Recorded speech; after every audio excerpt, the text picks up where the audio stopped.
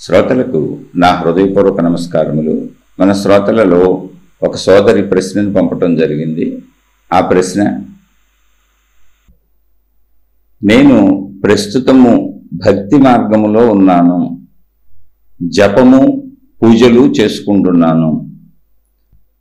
మీరు చెప్పినటువంటి ఒక శీర్షికలో ధ్యానము యొక్క విధానము వివరించారు, అది విన్నాను.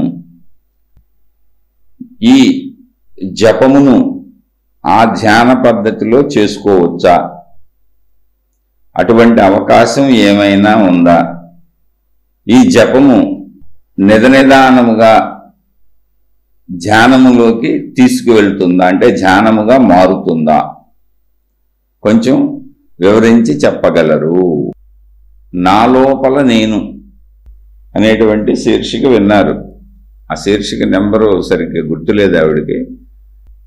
అందులో చెప్పబడినటువంటి విషయాల్లో మన లోపల మనం గమనించుకోవటం, చూసుకోవటం, ఈ ప్రాసెస్ అంతా విని, నేను భక్తి మార్గంలో ఉన్నాను, భక్తి మార్గంలో నేను జపము ఆ మార్గానికి సంబంధించినటువంటివన్నీ పూజలు చేసుకుంటూ ఉంటాను. కాబట్టి ఆ మార్గము నుంచి, జపము పూజలు అనేటువంటి ఆ మార్గం నుంచి జపాన్ని మీరు చెప్పినటువంటి ఆ నా లోపలి నేను ధ్యాన ప్రక్రియలో వాడుకోవచ్చా? ఈ జపం నిదానంగా గ్రాడ్యువల్గా పెరుగుతూ మారుతూ కాలగమనంలో ఇది మీరు చెప్పినటువంటి ధ్యానం కింద మారుతుందా? వివరించి చెప్పగలరు. అది వారి సందేహం. అంటే కొంత ఇంగ్లీష్లో టైప్ చేయటం వలన తెలుగు పదాలు అయితే స్పష్టంగా చక్కగా క్లారిటీగా అర్థమవుతుంది. అయితే తెలుగు టైప్ చేయటం పాపం అందరికీ అవకాశం ఉంటున్నట్టు లేదు. ఆ ఇంగ్లీష్లో దాన్ని తెలుగులో చదివి అర్థం చేసుకొని, అందులో వాళ్ళు చాలా చెబుతారు. మనకు అవసరమైనంత వరకు ప్రశ్నను తీసుకుంటున్నాము. మీకు అర్థం అవటం కోసం ప్రశ్నని చెప్పాను. అంటే ఇప్పుడు మనం ఏ సబ్జెక్టు మాట్లాడుకుంటున్నాం అనేది మీకు కరెక్ట్గా తెలియటం కోసం. భక్తి మార్గంలో ఉన్న వాళ్ళకి, ఇప్పుడు భక్తి మార్గం అంటే ఏంటి? ఒక ఆకార దేవుడు, ఒక ఆకార దేవత ఉంటారు. భక్తి మార్గం అంటే అంతేగా. ఇప్పుడు జపం చేసుకుంటున్నాను అంటే అర్థం ఏంటి? అది మంత్ర జపం అయి ఉండొచ్చు, నామ జపం అయి ఉండొచ్చు, ఏదో ఒకటి ఆల్రెడీ చేసుకుంటున్నాను. నేను ఒక ప్రాసెస్లో వెళ్తాను. పూజలు చేసుకుంటున్నాం అంటే అర్థం ఏంటి? పూజించడానికి ఆధారమైనటువంటి రూపాలు అక్కడ ఉన్నాయి. ఇది భక్తి మార్గం. అంటే ఎవరైనా సరే మొట్టమొదటి ఇందులోంచే ప్రయాణిస్తారు. అంటే కొన్ని మతాల్లో బేసిక్గా ఆకారం లేని మతాలు కూడా ఉన్నాయి, నిరాకారమే. మొదటి నుంచి నిరాకారంలో సాగేటువంటి మతాలే ఉన్నాయి. అయితే ఇక్కడ మళ్ళీ కొన్ని మతాలు ఆకార పద్ధతిలో సాగే విధానంలో ఉన్నాయి. ఆకార పద్ధతిలో సాగే విధానాన్ని గమనిస్తే అసలు ఇక్కడ తయారైనటువంటి ఏ మతాలైనా, ఏ మార్గాలైనా, ఏ దైవ విధానాలైనా, ఏ ఆధ్యాత్మికత అయినా, ఏ భక్తి మార్గమైనా, దైవీ సంబంధ ఏ చిన్న విషయమైనా, అది ఎలాంటిదైనా, మానవ ప్రవృత్తిలోంచి మానవుడికి చెప్పటం కోసం, మానవుడికి తెలియజేయటానికి వీలుగా మానవులే తయారు చేసుకున్నది. ఇదంతా మానవ ఆవిష్కరణ. ఉన్న విషయం తెలుసుకోండి. ఇప్పుడు మనుషులు అన్నప్పుడు ఎంతమంది, ఎన్ని రకాలుగా ఉంటారు? అనేక రకాల మనుషులు ఉంటారు. అంటే ఒక మాటలో చెప్పాలంటే అసలు ఏ ఇద్దరి మనుషుల యొక్క స్వభావము, స్వరూపము ఒకలా ఉండవు. అన్నీ మారిపోతూ ఉంటాయి. అంటే అతి చెడ్డవాళ్ల కాడి నుంచి, రాక్షసులు అనే స్టేజ్ నుంచి కొద్ది భేదములతో మనుషులందరూ మంచి అనే స్థాయి దాకా ఉంటారు. మంచిలో స్టార్టింగ్ మొదలుపెట్టి, అంటే అతి కొద్ది మార్పులతో త్యాగము అని ఎదుటివారి కోసం తమ ప్రాణాలను సైతం ఇవ్వగలిగినటువంటి త్యాగము అనే స్థితిలో ఉన్న వాళ్ళు ఉంటారు. అంటే ప్రాణాలు ఇవ్వగలరంటే ఇంక వస్తువులు ఇవ్వలేరు, విషయాలు ఇవ్వలేరు, పదార్థాలు ఇవ్వలేరు అని లేదుగా. ప్రాణం హయ లాస్ట్. ఇలా ఎన్ని రకాల మనుషులు ఉంటారు. ఎన్ని రకాల మనుషులు అన్ని రకాలుగాను ఎవరి స్థితిలో వాళ్ళు మళ్ళీ భక్తి ఆధ్యాత్మిక జిజ్ఞాసలు కలిగి ఉంటారు. ఇవన్నీ ఉంటాయి, చెడ్డవాళ్ళలోనూ ఉంటాయి, మంచివాళ్ళలోనూ ఉంటాయి. అది మానవ ప్రవృత్తి విభిన్నత అనేది. అయితే ఈ మంచి ఏంటి, ఈ చెడు ఏంటి, ఎందుకు ఇన్ని రకాలుగా ఉంటారు అనే దానికి సృష్టిలో మనం నిర్వచనం చెప్పడం కుదరదు. మన నిర్ణయమే కదా, మంచిగా ఉండాలా చెడుగా ఉండాలి అనేది మన నిర్ణయమే. కొంతమంది నిర్ణయాలు అలా ఉంటాయి, కొంతమంది నిర్ణయాలు ఇలా ఉంటాయి. ఇలా ఎందుకు ఉన్నాయన్నది లేదు, నిర్ణయ స్వేచ్ఛ నీకుంది. అలా మళ్ళీ శరీరానికి సంబంధించిన విషయాలలో మళ్ళీ నీకు పరిమితి ఉంది. కేవలము నిర్ణయ స్వేచ్ఛ ఒక్కటే నీకుంది. నీకు నచ్చింది తినొచ్చు, నీకు నచ్చింది చూడొచ్చు, నీకు నచ్చింది వినొచ్చు, నీకు నచ్చింది అవకాశం ఉంటే చెయ్యొచ్చు. ఎంతవరకు చేయొచ్చు అనే అవకాశాలు కుదురుతాయో లేదో తెలియదు. అలా కొంత వెసులుబాటు ఉందంటే.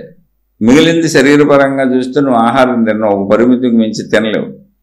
ఇంద్రియాలనైనా నువ్వు ఉపయోగించుకుంటున్నావు, కంటిన్యూగా ఉపయోగించలేవు.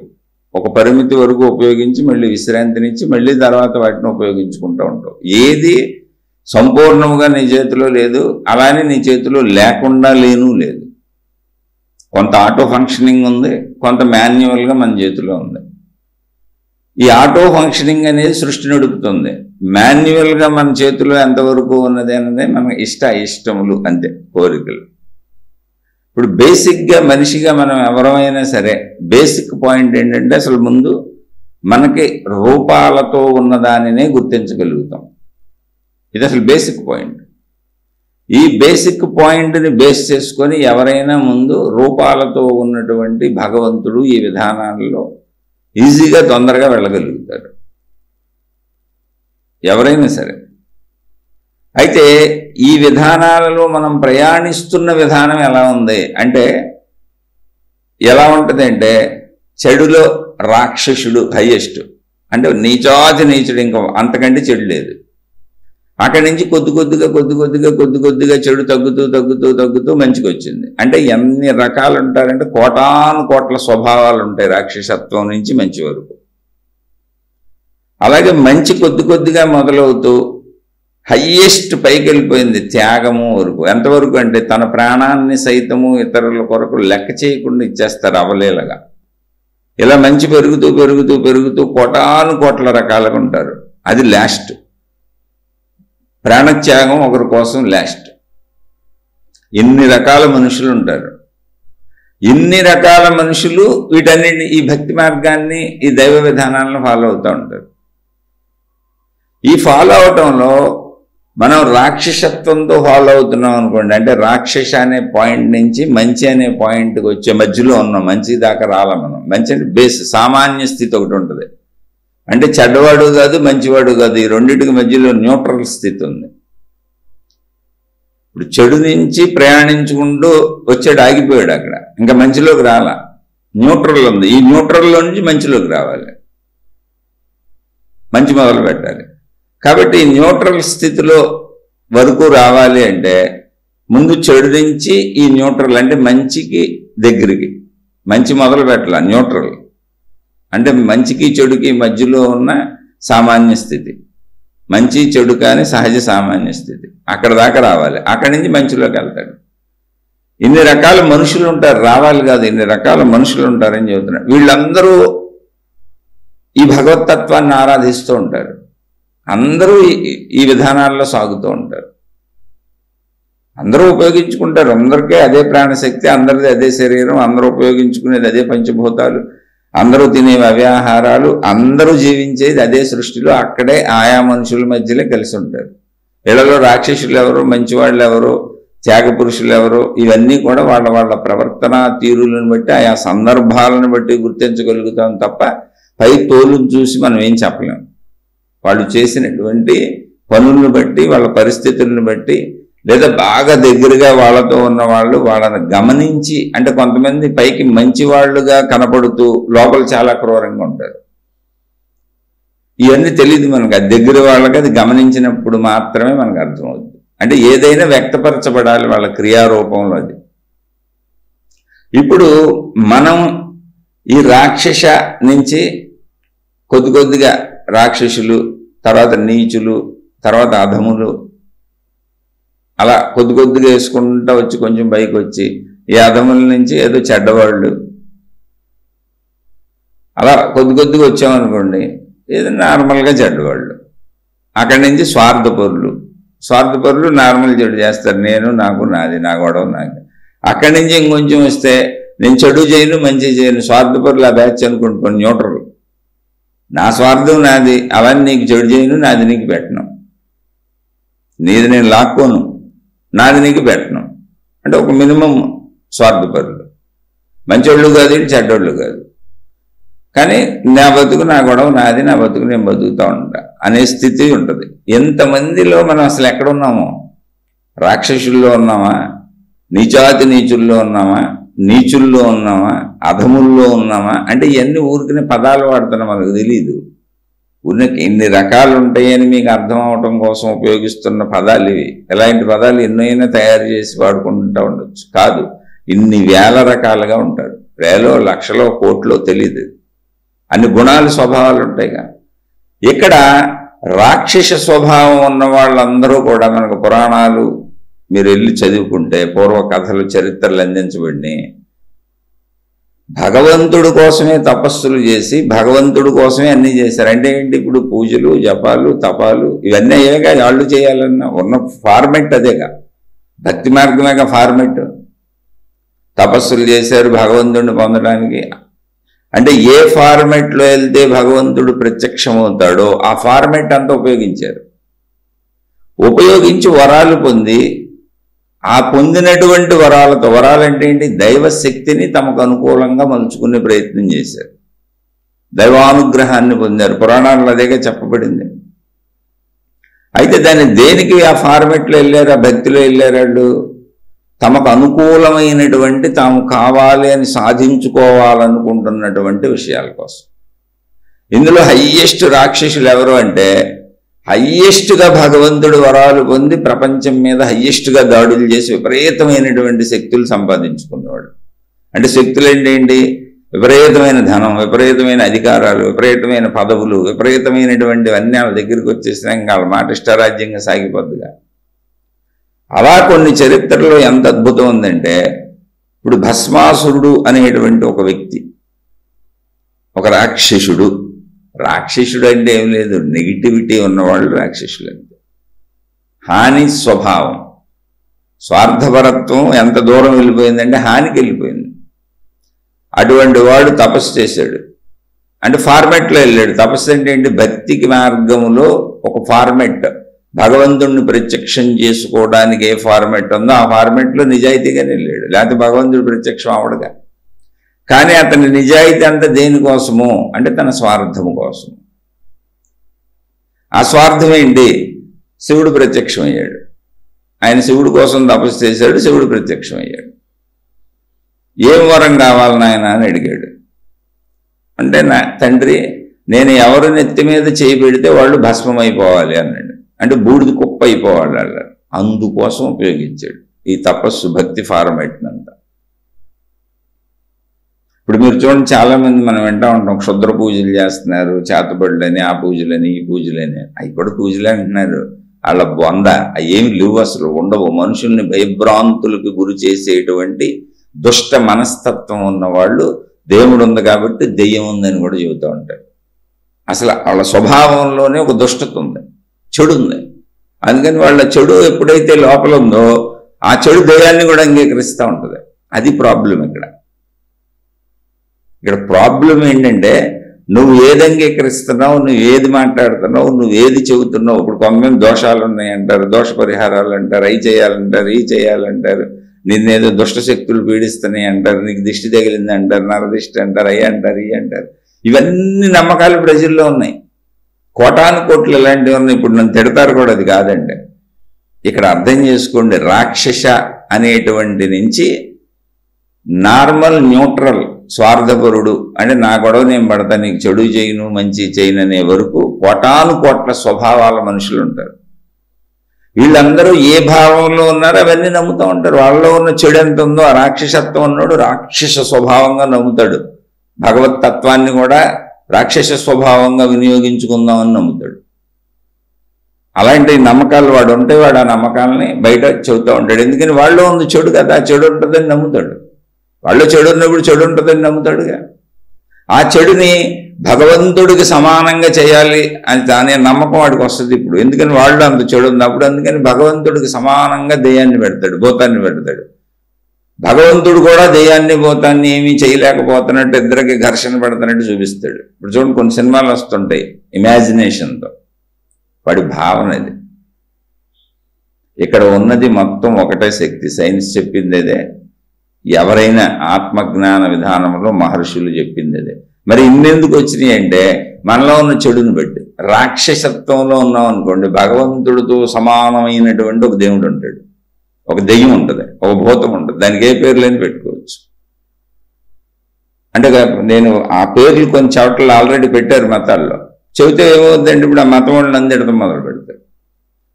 నీలో ఎంత చెడు ఉందో నువ్వు అంత దాన్ని యాక్సెప్ట్ చేస్తావు. అదే అసలు విషయం. నెగిటివిటీని యాక్సెప్ట్ చేస్తావు. ఎందుకంటే నీలో మంచి చెడు అనేటువంటి దాంట్లో చెడు ఉంది, మంచి ఉంది. కాబట్టి నెగిటివిటీ ఎక్కువ ఉంది కాబట్టి నువ్వు నెగిటివిటీని ఎక్కువ యాక్సెప్ట్ చేస్తావు.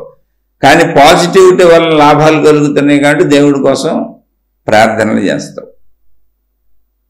భస్మాసురుడు చేసింది అదే. అంటే ఇది నేను చెబుతుంది కాదు, మనకు అందించబడినటువంటి గ్రంథముల ఆధారంగా ఏం నేర్చుకోవాలి, ఏం తెలుసుకోవాలని యథాతథ కథలుగా తీసుకొని అదేదో జరిగిపోయింది, మనకి ఇప్పుడు సంబంధం ఏముందో, ఇప్పుడు మనం ఎలా బతికేస్తున్నాం అనేది కాదు. అసలు ఆ జరిగింది ఏంటి, ఎందుకు చెబుతున్నారో ఆ తత్వం మనలో ఉందా చూడాలి. ఆ నరకాసురుడు తత్వం మనలో ఉందా, భస్మాసురుడు తత్వం మనలో ఉందా, ఏంటి అసలు అనేది చెప్పాలి. అది మన కోసమే చెప్పారు అయ్యండి. ఎందుకని అప్పుడు మనుషులు ఇప్పుడు మనుషులే. రాక్షసులు అంటే అతి కిరాతకమైన చెడ్డవాళ్ళు అంతే. మనిషే చెడ్డవాడిని రాక్షసులు అంటే. అప్పుడు శివుడిని ఆ వరం అడిగాడు, ఎవరిని ఎత్తున చేయబెడితే వాళ్ళు మెస్ అయిపోవాలి, బూడిద కుప్ప అయిపోవాలి. శివభగవానుడు ఊరేడు దుంప తెగ ఎంత ప్రత్యక్షమైన గిలాయిడికి చచ్చాడు ఏంటి, ఆయన మరి ప్రత్యక్షమయ్యాడు. అదంతా ఫార్మాట్లోనే చేశాడు. ఫార్మాట్లో ఏం చేయాలో చేశాడు, భగవతత్వానికి శివుడు ప్రత్యక్షం అవటానికి. కాబట్టి సరే తదాస్తు, నీవు అడిగిన వరం ఇచ్చాను పో అన్నాడు. ఎందుకని ప్రకృతి మళ్ళీ అదే అడిగాడు, వరం ఆయన ఇచ్చాడు, అయిపోయింది. ఇప్పుడు వాడేమన్నాడంటే శివుడు వెళ్ళిపోతున్నాడు, స్వామి ఒక చిన్న డౌట్ ఉండమన్నాడు. ఏంటండి ఇది, రాక్షస భక్తులతో వచ్చే ప్రమాదం ఇది. భగవంతుడి మీదే నమ్మకం ఉండదు నీకు. అవుతుందా అవదా, జరుగుతుందా జరగదా, కోరుకున్నాను. ఎందుకని కోరికలే నిరంతరం ఉండేవాడికే అనుమానం లేక ఏమి ఏడుస్తుంది. భగవంతుడిని కోరికలన్నీ తీర్చడానికి కూర్చున్నాడు అక్కడ. నీ పని ఏదో నువ్వు చేసుకు బతకడానికి కాళ్ళు చేతులు ఇచ్చి మెదడిచ్చి తల ఇచ్చి అన్నీ చేసుకో, ఉన్నదాంతో తృప్తిగా ఉండమనేదే భగవతత్వం. అసలు నాకు ఎంత ఉన్నా సరిపోదు అన్నోడికి నిరంతరం అనుమానమేగా, అది ప్రాబ్లం. అదే రాక్షస మనస్తత్వం అంటే. ఎంత ఉన్నా సరిపోదు, ఇంకా వెళ్తానే ఉంటా. అది కాకపోతే అది దెయ్యం పేరు మీద దొరకదు. దెయ్యం నన్ను కూడా ఏడిపిస్తుంది. నేను దెయ్యాన్ని నమ్ముతా, నెగిటివిటీని నమ్ముతా అనుకుంటాడు ఎవరో చెడు అన్నాడు. నేను నమ్ముతానని చెప్పట్లేదండి, చెడున్న వాళ్ళ గురించి చెబుతున్నా. వాళ్ళన్నీ నమ్ముతారు, ఏదైనా నెగిటివిటీలన్నీ నమ్ముతారు. కానీ నెగిటివిటీలన్నీ ఏడిపిస్తాయి అని తెలుసుగా నమ్మినా. అందుకని ఏడుపులన్నిటికీ నెగిటివిటీ కారణం కాబట్టి పాజిటివిటీ అని భగవంతుడిని పట్టుకొని కోరుకున్నవన్నీ సాధించుకోవచ్చు అనుకుంటారు. వాళ్ళు నెగిటివిటీలోనే ఉంటారు, దుర్మార్గత్వం అవ్వదు. అది ఎంత అంటే కోటాను కోట్ల స్వభావం అని చెప్పే ఒక స్వార్థపరుడు, నీకు మంచి చేయను చెడు చేయను, నా గొడవ నేను పడతాను, లేదా కుదిరితే కొంచెం హాని చేస్తానంటే కొద్దిగా చెడుతో మొదలై రాక్షసుడి దాకా వెళ్ళిపోయాడు. అప్పుడు వాడు శివభగవానుడిని అడిగాడు, మీరు ఇచ్చిన వరం పనిచేస్తుందని నమ్మకం ఏంటి అని. ఇప్పుడు నమ్మకం లేనివాడు తపస్సు ఎందుకు చేశాడు అంటే లాజిక్ ఉండదు అక్కడ. ఇదంతా ఏంటి అంటే మన స్వభావం ఎటువంటిదో మనకు చూపించడానికి మహాత్ములు చేసిన ఏర్పాటు. నాయన ఎత్తుక్కోరా, దేవుడితోనే ఇలా ఉన్నారు మనుషులు, చాలా డేంజరస్ నీ మనసు, నీలో చెడుందా, నువ్వు నిన్ను మించిన దెయ్యము భూతం లేదు, నువ్వే దెయ్యం భూతం, అందుకని దెయ్యం భూతాలు ఉన్నాయని నమ్ముతావు నువ్వు, అవి నీకు కనపడతాయి కూడా. మనం ఏం నమ్మితే అది కనపడుద్దిగా మనకి. ఇప్పుడు మనం నమ్మాము చీకట్లో చెట్టు ఊగింది దెయ్యం అంటాం, మనం నమ్మలేదు దేవుడు అనుకున్నాం, చీకట్లో చెట్టు ఊగింది ఏదో వెనకాల చెట్లోనే ఊగినాయి అనుకుంటాం, లేదా భక్తి భావం బాగా పెరిగితే భగవంతుడు అనుకుంటాం. రెండు నువ్వు నీ మనోకల్పనే. అయితే భగవంతుడు అనుకోవడం వల్ల నష్టం లేదు, ఎందుకనంటే అది మంచి తత్వం కనుక. అది దెయ్యమో భూతమో అనుకోవడం వల్ల నష్టం ఉంది, ఎందుకంటే అది రాక్షస కృత్యం కనుక, నీలో చెడు ఉంది కనుక, దాని ఫలితం నువ్వు అనుభవిస్తావు కనుక. ఇప్పుడు చెట్టు ఊగింది, ఏదో కదిలింది, ఏదో జరిగింది, అన్నిటికీ మూల కారణం దేవుడు అనుకున్నావు అనుకో, నీకు భయం ఏమయ్యేదిగా, ధైర్యంగా ఉంటావు, హాయిగా ఉంటావు, మంచిగా ఉంటావు. దేవుడు చూస్తున్నాడేమో అని నీకు ప్రతి నిమిషం అనుమానం కలిగి ఇంకా మంచిగా ఉంటావు. ఇవన్నీ ఏదో నిరూపణలో నిదర్శనంగా ఏదో నిన్ను మంచిలో పట్టుకెళ్తాయి. నువ్వు ఆ దెయ్యము పోతావు అనుకున్నావు అనుకో, నువ్వు నష్టపోతావు, అందరినీ నష్టపెడతావు, కష్టపెడతావు. ఆ స్వభావాన్ని మనసుకి ఇంకించుకున్నావు అనుకో, ఇంక నువ్వు దుర్మార్గుడిగా నువ్వే దెయ్యం, నువ్వే పోతంగా తయారవుతావు.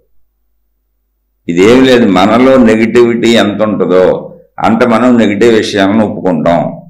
మనలో పాజిటివిటీ ఎంత ఉంటుందో అంత మనం పాజిటివ్ విషయాలను ఒప్పుకుంటాం. మనలో భయం ఎంత ఉంటుందో అంటే చెప్పుకుంటూ వెళ్దాం, ఆ భయాన్ని బట్టి భక్తిని పెంచుకుంటాం. మనలో సహజత్వం ఎంత ఉంటుందో ఆ సహజత్వం జ్ఞానాన్ని అర్థం చేసుకుంటాం. ఇప్పుడు మనం ఎక్కడున్నాము అనే దాని మీద ఉండదు. ఒకేలా శీర్షిక చెప్పేసి ఇది ఎలా ఉంటుందని కుదరదు. మొత్తం భూమి మీద 800 కోట్ల మంది ఉండే 800 కోట్ల మంది 800 కోట్ల రకాలుగా ఉంటారు. నేను చెప్పేది ఎవరో కొంతమందికి సూట్ అవుతుంది, వాళ్ళకి అర్థమైన వాళ్ళకి. అది కూడా అందరికీ అలా ఒకే సూత్రం పనిచేస్తుంది, ఏకసూత్రం అందరికి పనిచేయదు. 800 కోట్ల మంది విభిన్న రూపాలు, విభిన్న స్వరాలు, విభిన్న వేలుముద్రలు, అన్ని విభిన్నత. ఎవరి జీవితం ఆడదు, విభిన్న గుణాలు అంతే. ఆ గుణాలు ఏంటి? గుణాలు రెండే, మంచి చెడు. మంచిలో కోటాను కోట్ల రకాలు, చెడులో కోటాను కోట్ల రకాలు.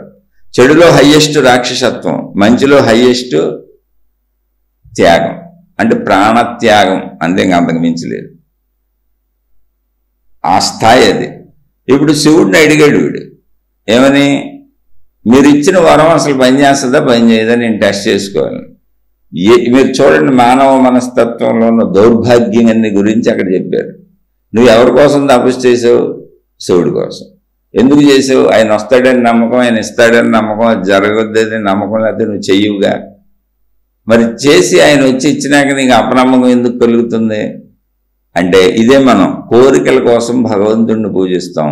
అవుతాయో అవో, అవుతాయో అవరని కొట్టుకు చేస్తూ ఉంటాం.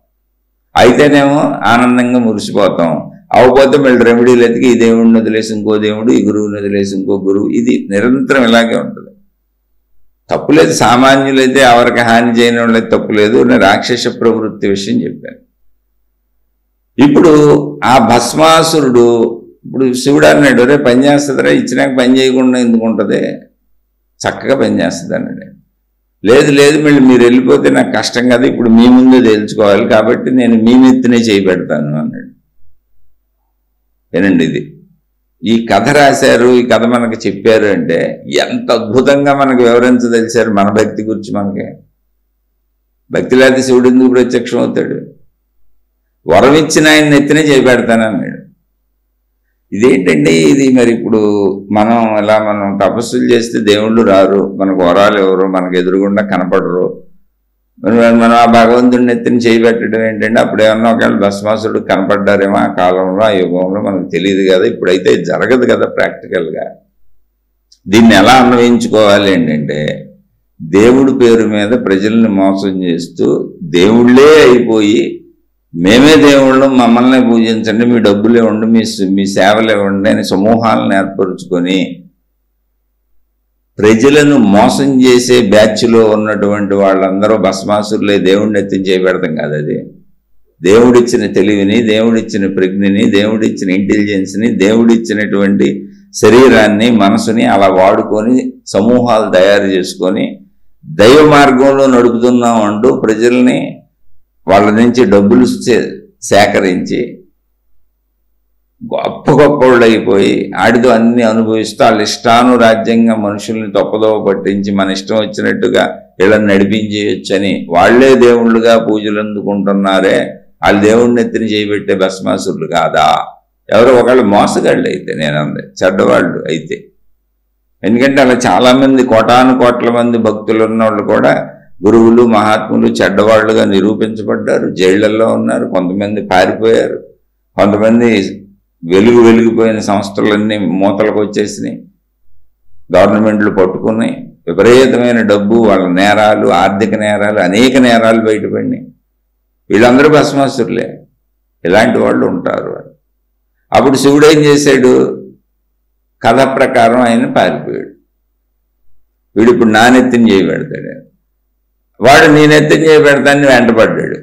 అంటే ఏంటి? ఇప్పుడు నువ్వు ఎన్నన్నా చెయ్యి, భగవత్ మార్గంలో కూడా నేను అనుకున్నదే జరగాలి, నేనే గొప్పవాడిని, కానీ ఇంకో దేవుడి పేరు చూపిస్తూ ఉంటా. స్త్రీలు అవ్వచ్చు, పురుషులు అవ్వచ్చు. దేవుడి పేరు మీద ప్రజల్ని మభ్యపెట్టి మోసం చేసే అందరూ రాక్షసులే. ఇప్పుడు ఎలా కుదురుతుంది అంటే దేవుడి పేరు మీద డబ్బులు పొందుతున్నాను, కీర్తి పొందుతున్నాను, ప్రపంచంలో అన్నీ పొందుతున్నాను, నా రాక్షస మనస్తత్వాన్ని బయటపడనివ్వకుండా దేవుడి పేరు వాడుకుంటున్నాను, దేవుణ్ణే నాశనం చేసేస్తున్నాను, దేవుణ్ణి ఎవరో తెలుసుకోనివ్వకుండా ప్రజల్ని తప్పుదో పెట్టేస్తున్నాను, ఒక నిజమైన తత్వాన్ని, సత్యమైన జ్ఞానాన్ని తెలుసుకోనివ్వకుండా ప్రజల్ని మభ్యపెట్టేస్తున్నాను, మాయలని, మహిమలని, అవని ఇవని రకరకాలు చేసి ప్రజల్ని నా చుట్టూ పోగేసుకొని నేనే దేవుణ్ణి, నన్నే పూజించండి, నన్నే అనుసరించండి అనే స్థాయికి తీసుకొచ్చి మళ్ళీ ఎవరైనా నువ్వు దేవుడు అంటారా అనేమని కొద్దిగా ఎదురుగా దేవుడిని చూపిస్తున్నాను, నువ్వు మాట్లాడితే ఆ దేవుడి పేరు చూపిస్తున్నాను, కానీ అనుభవించేదంతా నేనే. ఇప్పుడు నేను దేవుడిని చంపేయలేదా? ఆ దేవుడి పేరు మీద కాదు ఇవన్నీ నాకు సాగుతుంది. అలా ఎంతమంది మోసగాళ్ళు జైళ్ళల్లో ఉన్నారో, ఎంతమంది మోసగత్తులు జైళ్ళల్లో ఉన్నారో చూడండి. ఆ తత్వాన్ని వాడుకుంటున్నారు వాళ్ళు అక్కడ. అది మనకు చెప్పదలిచింది. అయితే చెప్పదలిచిన తత్వంలో ఇంకోటి ఉంది మళ్ళీ ఇక్కడ. అది అయిపోద్దా? నీ తెలివి సరిపోద్దా? విశ్వ తెలివి ముందు, ప్రజ్ఞ ముందు మన ఆయువు ఎంత 100 ఏళ్లేగా. నువ్వు ఎంత చేసినా ఈ 100 ఏళ్ల ఆర్భాటమే. ఈ 100 ఏళ్ల ఆర్భాటంలో కూడా మళ్ళీ నీ శరీరం, నీ మాట ఎంతో పళ్ళు ఊడిపోద్ది, జుట్టు తెల్లబడిపోద్ది, శరీరం శిథిలం అయిపోద్ది, నువ్వు తింటే అరిగి సావదు, ఏదో అట్టట్టట్టట్ట ఈడ్చుకెళ్తుంటావు. ఆ లోపల ఆ దుర్బుద్ధులు పోయి సావు, కీర్తికాంక్ష పోదు, ధనకాంక్ష పోదు, ఏదో నేను అయిపోవాలి, నా కీర్తి మిగిలిపోవాలి ఇక్కడని ఒక తపన పోయి సావదు. ఒకవేళ నేను చచ్చినా నాదన్నా మిగలాలి, నా పేరు మిగలాలి అనేటువంటి ఇది ఒక దౌర్భాగ్యపు కోరికలు ఉంటాయి. ఏదో ఎందుకు చేస్తారో కూడా తెలియదు, వాళ్ళకే తెలియాలంటున్నా. ఆ రాక్షస కృత్యాలు ఎందుకు చేస్తున్నారని అడుగుతానికి మనకేం తెలుసు? ఆ రాక్షస మనసు ఉన్నోడికి తెలుసు. అప్పుడు ఏమైంది? శివభగవానుడు వెళ్ళిపోతుంటే వీడు వెనకబడుతున్నాడు భస్మాసురుడు. అయితే మరి ప్రకృతి శక్తి, అన్నిటినీ నియంత్రించే ప్రకృతి శక్తి ఉందిగా, అదే దైవత్వం ఇంకో దేవుడి రూపంలో వచ్చింది, విష్ణుమూర్తి రూపంలో వచ్చింది. ఇప్పుడు ఇటువంటి వాళ్ళందరూ కోరికలకు పడిపోతారు. ఎందుకని? కోరికలకే కదా వాడు తపస్సు చేసింది. అసలు ఎదుటోడు భస్మమైపోవాలనే కోరిక చూడండి, ఎంత దారుణమైన కోరిక అది. ఎదుటివాడు భస్మమైపోవాలి అనేది ఎంత దారుణమైన కోరిక చెప్పండి. అంటే ఎదుటివాడి నాశనానికి కూడా మన భక్తిని వాడతాం. మీరు ఇది అబద్ధం అనుకుంటున్నారేమోనండి బాబు, అది పురాణాల్లో ఇట్లో ఉన్నాయనుకుంటున్నారేమో. కాదు, మీరు బయట చేసేటువంటి క్షుద్ర పూజలని అవని ఇవని మీరు విని భయభ్రాంతులకు గురి చేసే ఇవన్నీ దేవుళ్ళు పెట్టుకొని రౌద్ర రూపాలని చెప్పి ఇవి మీకు హాని చేస్తాయని, అవి చేస్తాయని, ఈ చేస్తాయని భయభ్రాంతులకు గురి చేసి ప్రజల్ని మిమ్మల్ని ఏదో రకాలుగా రక్షిస్తామని ఈ విధానాలు వెళ్తలా ప్రజలు చూస్తూనే ఉన్నారుగా. ఎంతమంది ఎన్ని చేసి ప్రజల్ని భయపెడుతున్నారు. చాలా ఊళ్ళల్లో కొంతమందిని కొట్టి చంపి తగలేశారు కూడా. వీళ్ళు ఏదో పిచ్చ పిచ్చ పూజలు, క్షుద్ర పూజలు ఏదో చేస్తున్నారు వీళ్ళు. దీనివల్ల ఏదో ఊళ్ళో ప్రమాదం జరుగుతుందని చాలా మందిని కొట్టి కట్టి చంపేసిన సందర్భాలు ఉన్నాయి అనేక ఊళ్ళల్లో. ఏది ఎంతవరకు అంటే వాళ్ళకి తెలుస్తుంది, మనకలా తెలుస్తుంది. కానీ కథా గమనం వాస్తవ జీవితంలో ఉంది, అది మనం పరిశీలించట్లేదు. అది కథలుగా తీసుకొని వెళ్ళిపోతున్నాం. కాదు, మానవ ప్రవృత్తి. మానవ ప్రవృత్తిలో ఉన్న చెడు అది. అయితే ప్రకృతి అనంత విశ్వశక్తి ముందు మనం ఎంత అంటున్నా, దైవావతారాలన్నీ ఒక పరిమితంగా మనం పెట్టుకున్న శక్తులేగా. అందుకని శివ అనే శక్తి వరం ఇచ్చి వెళ్ళిపోతుంటే విష్ణు అనే శక్తి వచ్చింది. అది వాస్తవ శక్తే, ఉన్న శక్తే. నీ తెలివేది, నీ తెలివిలో ఉన్నది కూడా దైవశక్తే. కానీ దాన్ని నువ్వు దుర్బుద్ధిగా వాడుకుంటున్నావు. అప్పుడు మళ్ళీ ఇంకా దైవశక్తి సంపూర్ణంగా ఉందిగా, మంచి దైవశక్తి కూడా ఉందిగా విశ్వం అంతా. అది నిన్ను కంట్రోల్ చేస్తూనే ఉంటుందిగా. నీ శరీర ఎదుగుదల, తరుగుదల, పెరుగుదల, అసలు నీ ఆయువు నువ్వెంత 100 ఏళ్ళకి ఇక్కడ ఉండేది, ఇదంతా దాని కంట్రోల్లోనే ఉందిగా. అందుకని నీ దుర్బుద్ధికి తగ్గట్టు వచ్చింది. ఇప్పుడు విష్ణువు మోహిని రూపం ధరించి వచ్చారు. ఎందుకంటే కోరికలకు పడిపోతారు వీళ్ళు, కోరికల భక్తులు వీళ్ళు. ఈ రాక్షస జాతి అంతా కోరికల భక్తులు, మొత్తం రాక్షస జాతి ఇది. నిరంతర కోరికలు, ఇంకేం లేదు వాళ్ళకి. అందుకని మోహిని రూపంలో వచ్చి శివుడు వెనక పడుతున్నటువంటి వీడి కళ్ళల్లో పడ్డాడు. అంటే శివుడు వీడిని భస్మం చేయలేడా? మామూలుగా ఆలోచన. వరం ఇవ్వగలిగిన శివుడు అంటే వీడు ఎవరిని ఎత్తిన చేయబెడితే వాళ్ళు భస్మైపోతారని వరం ఇవ్వగలిగినటువంటి శివుడు వరమే ఇవ్వగలిగిన ఆయన వీడిని భస్మం చేయలేడా? అక్కడ పాయింట్ అది కాదు. నువ్వు ఏ మార్గాన్ని ఎన్నుకొని వెళ్ళి మభ్యపెట్టి ప్రజలను మోసం చేస్తున్నావో ఆ మార్గంలో నీకు వాళ్ళంతా నమ్మకంతో ఉన్నవాళ్ళుగా, వాళ్ళకి ఏం హాని చేయరుగా, అలా జరుగుతుంది నమ్ముకొని వచ్చారుగా, నీకు హాని ఇంకో వైపు నుంచి వస్తుంది. నీ తప్పునేది నిరూపిస్తుంది, ప్రపంచంలో చూపిస్తుంది, నువ్వు చెడ్డోడివి చెడ్డదాని అని నిరూపిస్తుంది, నీకు తగిన శిక్ష చేసి వెళ్తుంది. అందుకే చాలామంది జైళ్ళల్లో ఉన్నారు. కోటాను కోట్ల మందిని నమ్మించారు ఒకళ్ళిద్దరిని కాదు. ఎంతోమంది గురువులు స్వామీజీలు జైళ్ళల్లో ఉండడానికి కారణం అదే. ఇంకోవైపు నుంచి పనిచేసింది ప్రకృతి శక్తి. నీ వైపు నుంచి నీ తెలివిగా వీళ్ళందరినీ నమ్మించావు నువ్వు, దేవుడి పేరు మీదో, మతం పేరు మీదో, మార్గం పేరు మీదో, విధానం పేరు మీదో. నీ ముఖానికి దేవుడు మాస్క్ వేసుకున్నావు, అడ్డం పెట్టావు. ముఖమేమో శరీరమేమో ఆలోచన ఏమో నీది, ముఖానికేమో మాస్క్ మాత్రం దేవుడిది పెట్టావు. అందుకని పాపం ప్రజలు గౌక్కుని చూడగానే దేవుడు అనుకుని నమ్ముతున్నారు, నీ చేష్టలన్నీ దేవుడు అనుకుంటున్నారు. కాదు, అది ఇంకో వైపు నుంచి వచ్చి నీకు హాని చేస్తుంది. ఎలా అయినా ఇక్కడ నువ్వు చెడు నుంచి తప్పించుకోవడం కుదరదు, దానికి శిక్ష నువ్వే అనుభవిస్తావు. ఒక్క మంచి మాత్రమే ఇక్కడ శిక్షలు లేకుండా వెళ్తుంది, కానీ మరణం తప్పదు మంచికి కూడా. అయితే దానికి మోక్ష అవకాశం ఉంది. చెడుకు అసలు శిక్షలే, మోక్ష అవకాశం లేదు, శిక్షలో మరణం. చెడుకు ఉన్నది ఏంటంటే నరకము మరణము, మంచుకున్నది ఏంటంటే మోక్షము.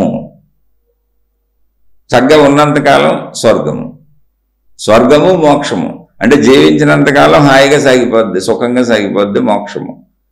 చెడుకున్నది ఏంటంటే జీవితం అంతా నరకమే. నీ బుద్ధి కూడా చెడు బుద్ధి కాబట్టి నువ్వేదో ప్రయత్నాలు చేసి సుఖపడుతున్నాను అనుకుంటావు, కానీ నరకమే. బాధలు కష్టాలతోనే వెళ్తావు. మళ్ళీ నీకు ఆఖరికి ఏంటంటే మరణం, చస్తావు అంతే, మళ్ళీ పుడతావు.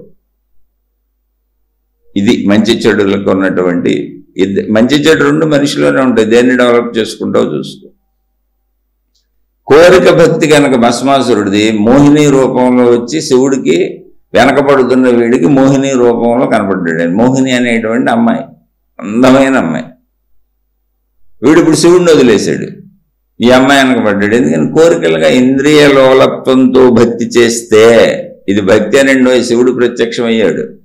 మోహిని రూపం ధరించి వచ్చింది ఎవరు, సామాన్యుడు కాదు, విష్ణుమూర్తి వచ్చాడు. అంటే ఆడు ఎంత గొప్ప భక్తుడో చూడండి. ఇప్పుడు ఈయన్ని పడగొట్టాలంటే సామాన్య ఎత్తులో పడగొట్టడం కుదరదు, అంత భక్తి చేశాడు. అంటే అంత నమ్మిస్తారు ప్రజల్ని, అంతమందిని సమకూర్చుకుంటారు, అంత పవరు, అంత డబ్బు అన్నీ ఉంటాయి వాళ్ళ దగ్గర. ఇప్పుడు వాళ్ళని పడగొట్టడం సామాన్యుల వల్ల, మనుషుల వల్ల కాదు.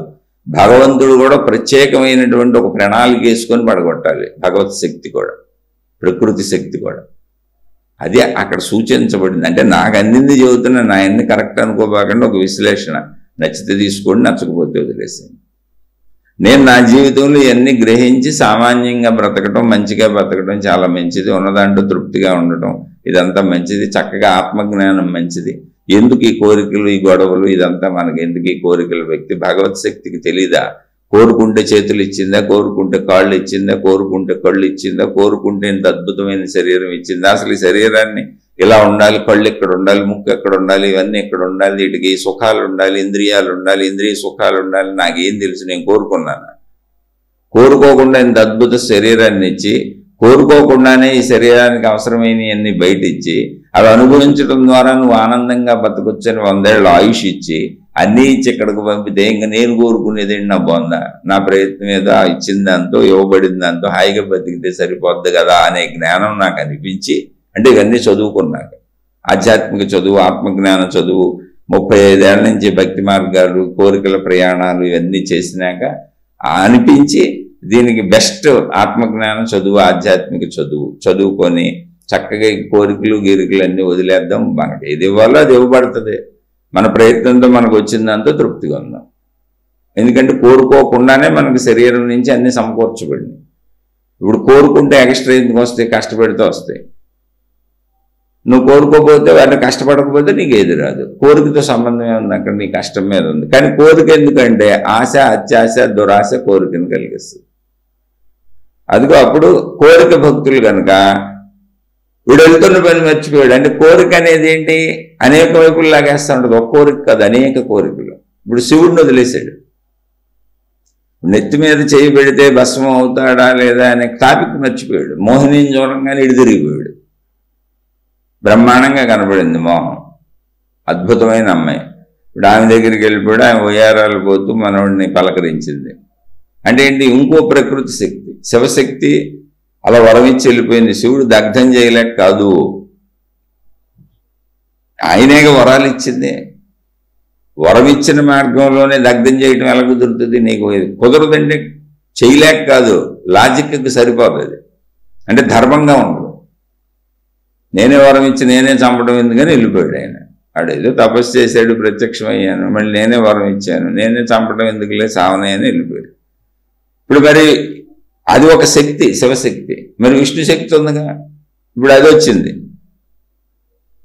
అది ఇంకో శక్తి, అంటే నీవు చేసిన పాపాలకి శిక్ష వేసే శక్తి. అది వచ్చి మోహిని రూపంలో నిన్ను అట్రాక్ట్ చేసింది. ఇప్పుడు భస్మాసురుడు అడ్డు వెళ్ళిపోయాడు. సరే నువ్వు నాకు కావాలన్నాడు. అదేముంది బలివాడు, అసలు వచ్చిందే నీ కోసం అంది మోహిని రూపం. సరే అయితే ఏం చేయాలి ఇప్పుడు అన్నాడు. ఏముంది, చక్కగా స్నానం ఆడిరా, తలారా స్నానం చేసిరా, అదిగో సరోవరం, మన ఇద్దరం ఇంకా మన ఇష్టం వచ్చినట్టు గడుపుకోవచ్చు అన్న. అయ్యో అయితే స్నానం చేయాలి, ఓకే చేసి వచ్చేస్తాను. చక్కగా వెళ్ళి తలారా స్నానం చేయడం అంటే ఆ నీటిలో మునిగాడు. తల అంటేటప్పుడు తలారా స్నానం చేసేప్పుడు తల రుద్దుకుంటాం కదా మనం. ఆడి చేతులు ఆడు తల మీద పెట్టుకున్నాడు, ఆడే బూడిద కుప్ప అయిపోయాడు. ఎవరి నెత్తిని చేయి పెట్టినా బూడిద కుప్ప అవ్వాలని కదా వాడు అడిగింది. వాడి నెత్తి మీద వాడు పెట్టుకున్నాడు, బూడిద కుప్ప అయ్యాడు. శివుడు ఇచ్చిన వరం ఫలించింది. అలాగే మన ఇష్టారాజ్యంగా చేసుకెళ్ళిపోవచ్చు అనుకున్నవన్నీ తిరిగి మన నెత్తి మీదగా వస్తాయి అనేదంటే కథ ఇది. ఇప్పుడు ఇదంతా ఎందుకు చెప్పారండి అసలు ఈ కథ అని అడగచ్చు మీరు. ప్రశ్నకి అంటే ఆ సోదరు అడిగిన ప్రశ్నకి కథకి సంబంధం ఏంటి అని అంటే మనం ఎక్కడ ఉన్నామని.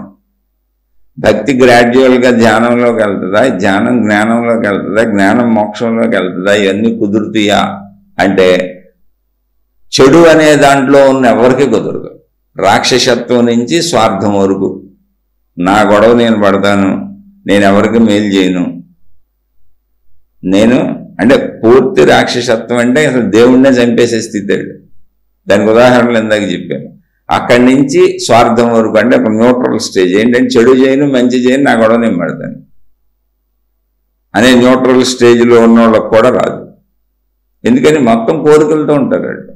కోరికల భక్తి సహజ జ్ఞానంలోకి ఎలా వస్తుంది? ధ్యానము జ్ఞానము వేరువేరు కాదు. ధ్యానం అంటే ఏంటి? శరీరాన్ని కదపకుండా ఆపేశాను, మనసుని కదపకుండా ఆపేశాను. ఆ ప్రయత్నం ఆ సాధన రోజు కొద్ది కొద్దిగా చేస్తున్నాను అంతే. ధ్యానం అంటే ఇంకేం లేదు అక్కడ. ఎందుకని? నిరంతరం మనసు కదిలి శరీరాన్ని కదిపుద్ది. ఎందుకు? కోరికలు తీర్చుకోవాలి కనుక. సింపుల్ అండి. ఈ కోరికల వాటిలోనే శివుడి కోసం తపస్సు, శివుడిని ఎత్తినే చేయి పెడతానంటాం. మళ్ళీ అదే కోరిక స్వభావం కనుక మోహినికి బలైపోయాడు, తానే పోయాడు. అంటే ఇంతకీ కోరికలు ఏం చేస్తాయి? ఇప్పుడు మన్నే చంపేస్తాయి. ఇంతకీ జరిగేది ఏంటంటే కోరికలు మన్నే చంపేస్తాయి, కోరికల భక్తి మన్నే చంపేస్తుంది. కాబట్టి ధ్యానం అనేది ప్రయత్నాన్ని ఆపే ప్రక్రియ. ప్రయత్నాన్ని ఆపుతున్నాం. ఏం ప్రయత్నం? శరీర కదలికలు, మనో కదలికలే కోరికలకు ఆధారం, కర్మలకు ఆధారం, క్రియలకు ఆధారం. కర్మలు క్రియలు అవసరం లేకుండా చేయంగా, అసలు కోరిక లేకుండా చేయంగా. ఏదైనా అసలు కర్మ చేస్తున్నామంటే కోరిక కోసమేగా. అందుకని శరీర కదలికలను జస్ట్ ఆపుతున్నాం అంతే. ధ్యానం అనే అద్భుతాలు ఏం లేవు ఇక్కడ, ఏం జరగదు అద్భుతాలు. అది ఒక ప్రక్రియ. శరీరాన్ని మనసుని ఆపటానికి కొద్ది కొద్దిగా రోజు అలవాటు చేస్తున్నాం. ఇప్పుడు ఆపటం అంటే నేను కోరికలను ఆపుకోవటం అని అలవాటు చేయాలని నిన్నాలి కాదు. నేను కోరికలను పెంచుకోవటానికి నేను ధ్యానం చేసి భగవంతుడిని ఊహించుకొని, భగవంతుడి రూపాలు ఊహించుకొని ఆ తపస్సులు చేసి భస్మాసురులాగా, నరకాసురులాగా, హిరణ్యకశిపుడిలాగా, రాక్షసులందరిలాగా నేను ఇప్పుడు దీన్ని భగవత్ తత్వానికి ఉపయోగించుకుందాం అనుకుంటున్నాను అనేటువంటి కోరికల భక్తి అనుకో, ఎప్పటికే ఆ భక్తి ధ్యానానికి జ్ఞానానికి రాదు. ఆత్మజ్ఞానానికి అసలు రాదు. మరి ఆత్మజ్ఞానానికి వచ్చేది ఏంటంటే మరి కోరికలు అవసరాలు లేకుండా ఎలా ఉంటామండి? అసలు మినిమం కోరికలు తీర్చుకోకుండా బతకటం కుదరదు కదండి. అంటే ఇది చెబుతున్న నాకు కూడా కుదరదు. నాకు కూడా అన్నం తినడానికి డబ్బులు కావాల్సిందే, నేను పని చేయాల్సిందే, ఎవరైనా సంపాదించుకోవాల్సిందే. కానీ ఎక్కడి నుంచి జరుగుతుంది అది అంటే ఇప్పుడు రాక్షసత్వం అనే దాని నుంచి స్వార్థపరుడు అనే న్యూట్రల్ స్టేట్ అని చెప్పాక నేను చెడు చేయను మంచి చేయను, నా గొడవ నేను పడతాను అని. అక్కడి నుంచి నెక్స్ట్ స్టెప్ మంచి. అంటే నా గొడవ నేను పడతాను కానీ నీకు హాని చేస్తూ పడను. నా గొడవ నేను పడాలండి. వృత్తో, వ్యాపారం, ఉద్యోగం, మనుషులందరికీ మనుషులతోనే సంబంధం. మళ్ళీ కుటుంబంలో భార్య, భర్త, పిల్లలు, తల్లిదండ్రులు ఇదంతా ఉంటుందిగా. నా గొడవ నేను పడతానన్న కుటుంబం ఉందిగా చుట్టూ. మళ్ళీ సమాజంలోకి వెళ్ళి డబ్బు తెచ్చుకోవాలిగా. అప్పుడు ఎలా? నా గొడవ నేను పడతానంటే కుటుంబం నడవదు, సమాజంలోనూ నడవదుగా. అంటే ఇచ్చిపుచ్చుకునే వ్యవస్థ ఇది. ఎక్కడ మంచి మొదలవుద్ది? నా గొడవ నేను పడతాననేవాడు అందరితో ఘర్షణలు పడుతూ అందరి దగ్గర ఏదో ఒక రకమైన ఇబ్బందిని క్రియేట్ చేస్తూనే ఉంటాడు, చెడ్డోడంగా మోసాలు చేస్తూ ఉంటాడు. కాబట్టి అది కోరికల వ్యక్తితోనే సాగుద్ది, వ్యవహారం కుదరదు. నా గొడవ నేను పడతానంటే ఇంట్లో కూర్చొని నలుగురు భార్య, భర్త, పిల్లలు, తల్లిదండ్రులు ఉన్నప్పుడు నా గొడవ నాదే, మీరందరూ నాకే చేసి పెట్టాలి, నా గొడవ నాదే అంటే ఎలా కుదురుతుంది? అసలు ఇల్లు ఎలా నడుస్తుంది? అందుకే ఇంట్లో ఘర్షణలు, ప్రతి ఇంట్లో ఘర్షణలకు ఇదే కారణం. ఎవరి గొడవ వాళ్ళదే. నా గొడవ నాదే, నీ గొడవ ఎవరి గొడవ వాళ్ళదే కాదు. అక్కడి నుంచి అయ్యో ఇది నా కుటుంబం, నేను ఎలా బతకాలి, వీళ్ళు కూడా అలా బతకాలి కదా అంటే మంచి మొదలైంది. అందరూ నా అలాంటి వాళ్లే అని మంచి మొదలైంది. కాబట్టి నేను బతకేటప్పుడు తీసుకోవాలి కదా, కాబట్టి నేను తీసుకునేదానికి మళ్ళీ నేను తిరిగి ఇవ్వాలి కదా. ఇచ్చిపుచ్చుకోవటాలే జీవితం కదా. అది ప్రేమలైనా, అభిమానాలైనా, డబ్బులైనా, వృత్తి వ్యాపార ఉద్యోగాల్లో ఏదైనా అన్నప్పుడు నేను తీసుకుంటున్నాను కనుక నా బ్రతుకుకి వీళ్ళు ఆధారంగా ఉన్నారు కనుక వీళ్ళందరి పట్ల నాకు ఒక కృతజ్ఞతాభావం, ప్రేమభావం ఉంటాయి. అక్కడ మంచి మొదలవుతుంది. ఎందుకంటే నేను బ్రతకడానికి వీళ్ళే ఆధారం, చుట్టూ ఉన్నవాళ్ళు. నేను పుచ్చుకోవడానికి అవకాశం ఉంది. అలాగే అక్కడ నేను ఇవ్వడానికి అవకాశం ఉంది. ఇవ్వకుండా పుచ్చుకోలేను, పుచ్చుకున్నాక ఇవ్వాల్సిందే. పుచ్చుకున్నాక ఇవ్వకపోతే మళ్ళీ తిరిగి రాదు.